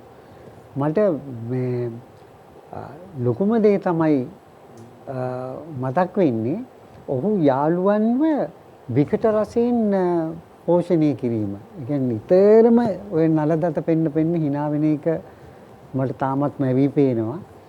ඒකම මට මතක් වෙනවා මේක මේ අර ලෙඩ්බීට ශාලාවේ උඩ ඉඳලා රොකට් අරපු යෝගයක් තිබුණා ප්‍රේමකීර්ති. ඒ කියන්නේ අභ්‍යාස පොතේ තියෙන කොලයක් රොකට් එකක් විදියට කුරුල්ලෙක් විදියට හදලා උඩ ඉඳලා අවශ්‍ය කෙනාට විදින්න පුළුවන් මේ කුසලතාවයක් තිබුණා. ඉතින් දැන් ඒවා අපිට පෙන්නලා තමයි කරන්නේ. ඒ කියන්නේ විදින්නේ. සමහර විට පාසල් යන ගෑනු දරුවන්ට පහ ඔහු ඒකෙන් තුවාලයක් වෙන්නේ නැති නිසා මේ සමහර අය උඩ බිම් බලන කොහෙන්ද මේ රොකට් එක ආවේ කියලා. කුරුල්ලෙක් හදලා ඉවර වෙලා හරියටම අවශ්‍ය කෙනාට විදිනවා. කියන්නේ තට්ටු තුනක ගොඩනැගිල්ලක් උඩ ඉඳලා. ඉතින් ඒකෙන් අර අහිංසක ගතියක් ඒ තුලින් ලැබෙන්නේ. කියන්නේ ඔහුගේ විස්මිත දේවල් පෙන්නලා අපිව මේ කුතුහලයට පත් කරනවා. මට මතකයි දැන් අපි රූපවාහිනිය නරඹනකොට ඔය ටයිටස් තොටවත්ත මහත්තයා කාටුන් ටික අපි බැලුවානේ. දොස්තර හොඳ හිත නේද වික්‍රත්නායක මහත්මයා. අනේ මේ දැන් පොතපතේ සඳහන් වෙනවා මේ ඔය දොස්තර හොඳ හිත වෙනුවෙන් ගීත ටික ලියන්න කිව්වම ප්‍රේම කීර්තිය අතින් ඒක මග ඇරිලා තියෙනවා. ඉතින් එක දවසක් කැන්ටිමේදී මේ ටයි මහත්තයා හම්බුනාම ටයි මහත්තයා මැනලා තියෙනවා ඔබ මට මේක ලියන්න පුළුවන් නම් ලියලා දියම් බැරි නම් බෑ කියපන් කියලා. ඒ වෙලාවෙම කොල කෑල්ලක් කරන් ලිව්වලු බෑයි කියලා බෑ. එතනින් තමයි මේ කතා මාලාවේ ගීත ටික ලියන්න පටන් ගන්න. ඉතින් ඒ වගේ ප්‍රායෝගික මිනිස්සෙක්. මේ තියෙන්නේ ගුවන්විදුලිය ප්‍රේම කීර්ති වෙනුවෙන් එකතු කරලාද ගී එකතුව මෙහි මුල් පටිගත කිරීම ඒ විදිහටම අතුරත් වෙලා තිබෙනවා සඳකැන් වැටිලා කියලා. ඉතින් මේ ජනප්‍රිය ගීත දර්ශකයන් වල හැම තැනකම වික්‍රත්නායක සූරීන් සිටිනවා. මේ තිබෙන්නේ එවකට ශ්‍රී ලංකා ලේබලය ප්‍රේම කීර්තිගේ මරණින් පළමු ගුණානුස්මරණයේ යෙදෙනකොට 1990 පළවෙනි ගුණානුස්මරණයේ යෙදෙනකොට නිකුත් කරන ලද කැසට් පටය මෙහි ඊටාම ප්‍රකට ශිල්පීන් රැසකගේ ගීත රසක් අඩංගු වෙලා තිබෙනවා. වික්‍රත්නායක, එතකොට සනත් නන්දසිරි, නන්දා මාලිනී, මිල්ටන් මල්ලවාරච්චි, ඉතින් මේ ආදි වශයෙන් ශිල්පීන් රැසකගේ ගීත මෙහි අඩංගු වෙලා තිනවා. ඒ හැම එකතු වෙච්ච ගීත. දැන් අපි යන්න සූදානම් වෙන්නේ ඒ අතීතයට. ගුවන්විදුලි ගීතය ඇතුළ සහ පර්ත් ඇටි අතර ජනප්‍රිය වෙච්ච හුඟා ගීත ගොඩක්. හුඟා ගීත තිබෙනවා අතිශය ජනප්‍රිය වෙච්ච. ඒවා අපිට අදටත් බොහොම සමීපයි. චිත්‍රපට ගීත ගත්තොත් චිත්‍රපට 100ක විතර ප්‍රමාණයක් තියෙනවා ප්‍රේම කීර්ති ගීත රචනා කරන ලද. ඒ සියල්ල අතරේ මේ ඉන්ද්‍රාණි විජේබණ්ඩාර ගායනා කරන ලද මේ ගීතය ඇතුලේ තියෙන වචන ටික ඔබ අහලා බලන්න. මේ සංගීත රසයයි මේ වචනාර්ථයයි නතරේ අපි නතර වෙන්නේ එහි තිබෙන ලගන්නා සුළු බව නිසා. අපි දැන් උදාහරණ කොට ගීතය රස විඳිමු.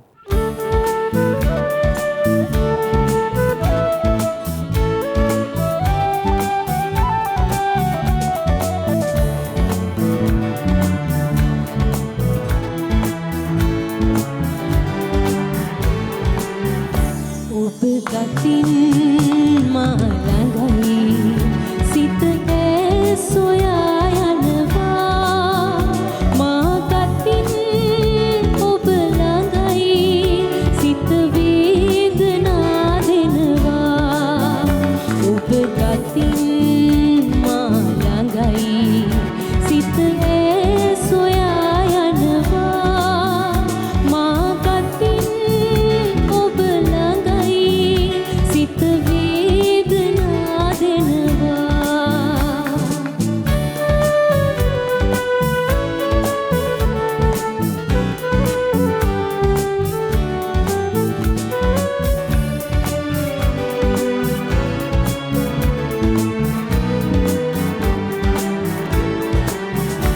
ඇගේ සුවඳේ සිත යාවී මුසු වී වෙලී පැටලී ඇගේ සුවඳේ සිත යාවී මුසු වී වෙලී පැටලී පිබිදෙති අරුණැල්ලේ ඔබ ගාව මා ඉන්නේ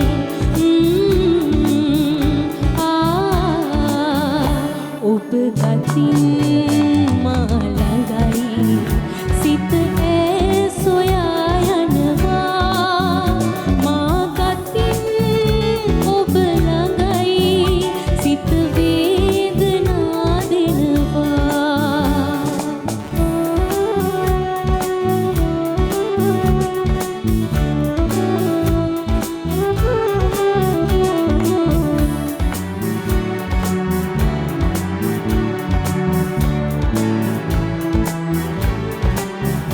අප දෙන්නා අප රවනා දෙහිතින් බැඳී පලනේ අප දෙන්නා අප රවනා දෙහිතින් බැඳී පලනේ සිත එක්තෙන් නොම වේ නම් ඔබ ඈත හිමි වේවා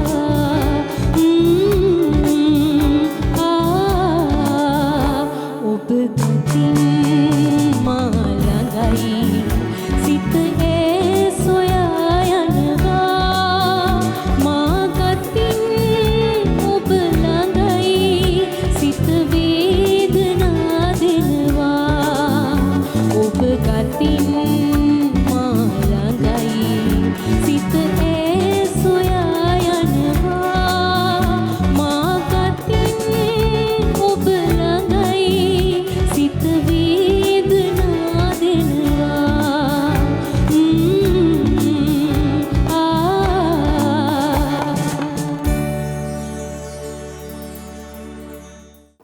ප්‍රේමකීර්ති අල්විස් අවුරුදු 32ක් ප්‍රේමකීර්ති නැතුව ගිහින් යලි යලිත් ඔහු පිළිබඳ ආවර්ජනය කළ සියපත් පොකුර කියන්න කතා තිබෙනවා.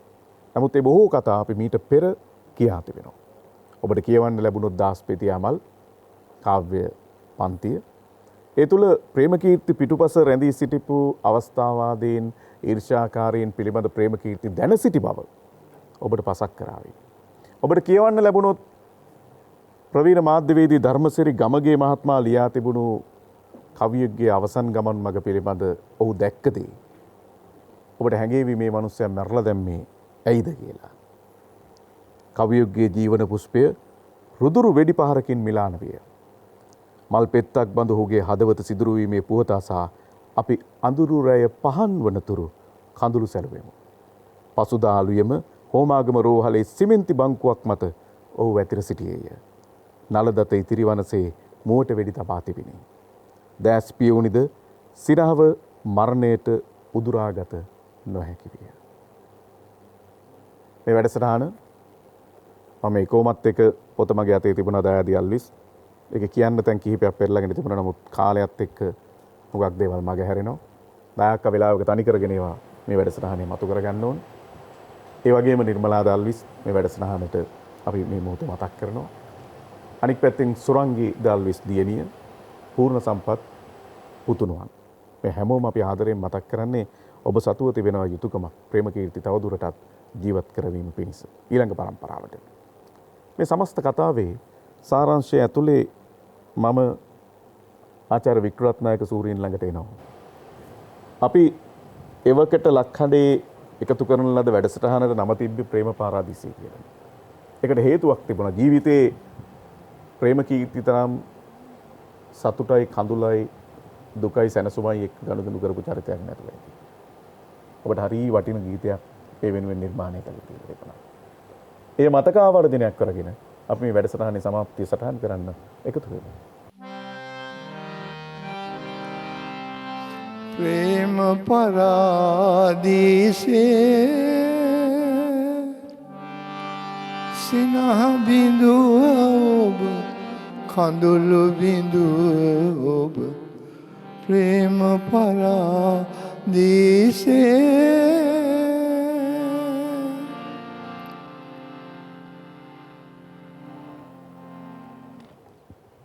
යකඩ ගොඩක් පටවාගත් ලොරි රියදුරකුසේ අතුරු පාරවල් නැති පටු පාරක ගොස් ආපසු හරවා ගන්නට බැරිව හිර වී තව තවත් හරවා ගන්නට තැනක් සොයමින් ඉදිරියට යන්නාසේ නිවන් දුදුටු මම තවදුරටත් ජීවත් විය යුතු නිසා මෙවර වෙසක් පොහොයට ඔබ වඳින්නට පන්සල් නොඑන්නේ. මේක තමයි ප්‍රේමකීර්තිගේ ඇත්ත ජීවිත කතාවේ මෙහෙවර. ඔහු ජීවිතය ගමන් කළේ ලොරියක් මත යකඩ බඩු ගොඩක් පටවාගෙන හරවන්න තැනක් නැතුව හරවන්න පුළුවන් තැනක් හොයාගෙන අනන්තයක් දක්වා පියමන් කිරීම. එහි දුක්ඛේ රසය, ඒ තුල උපන් කඳුලේ රසය, ඒ තුල උපන් අත්දැකීමේ රසය අවුරුදු 32ක් ගෙවිලා ගිහිල්ලා අපි තාමත් විඳිනවා. ආදරණීය ප්‍රේමකීර්ති, ඔබ මේ රටේ ස්වභාවිතය වෙනුවෙන් කරන ලද උතුම් මෙහෙවරට ස්වාධීන රූපවාහිනියේ උත්තමාචාර්ය ශීර්ෂපනාමකව මේ මොහොතේ එකතු කරනවා. ස්තුතියි.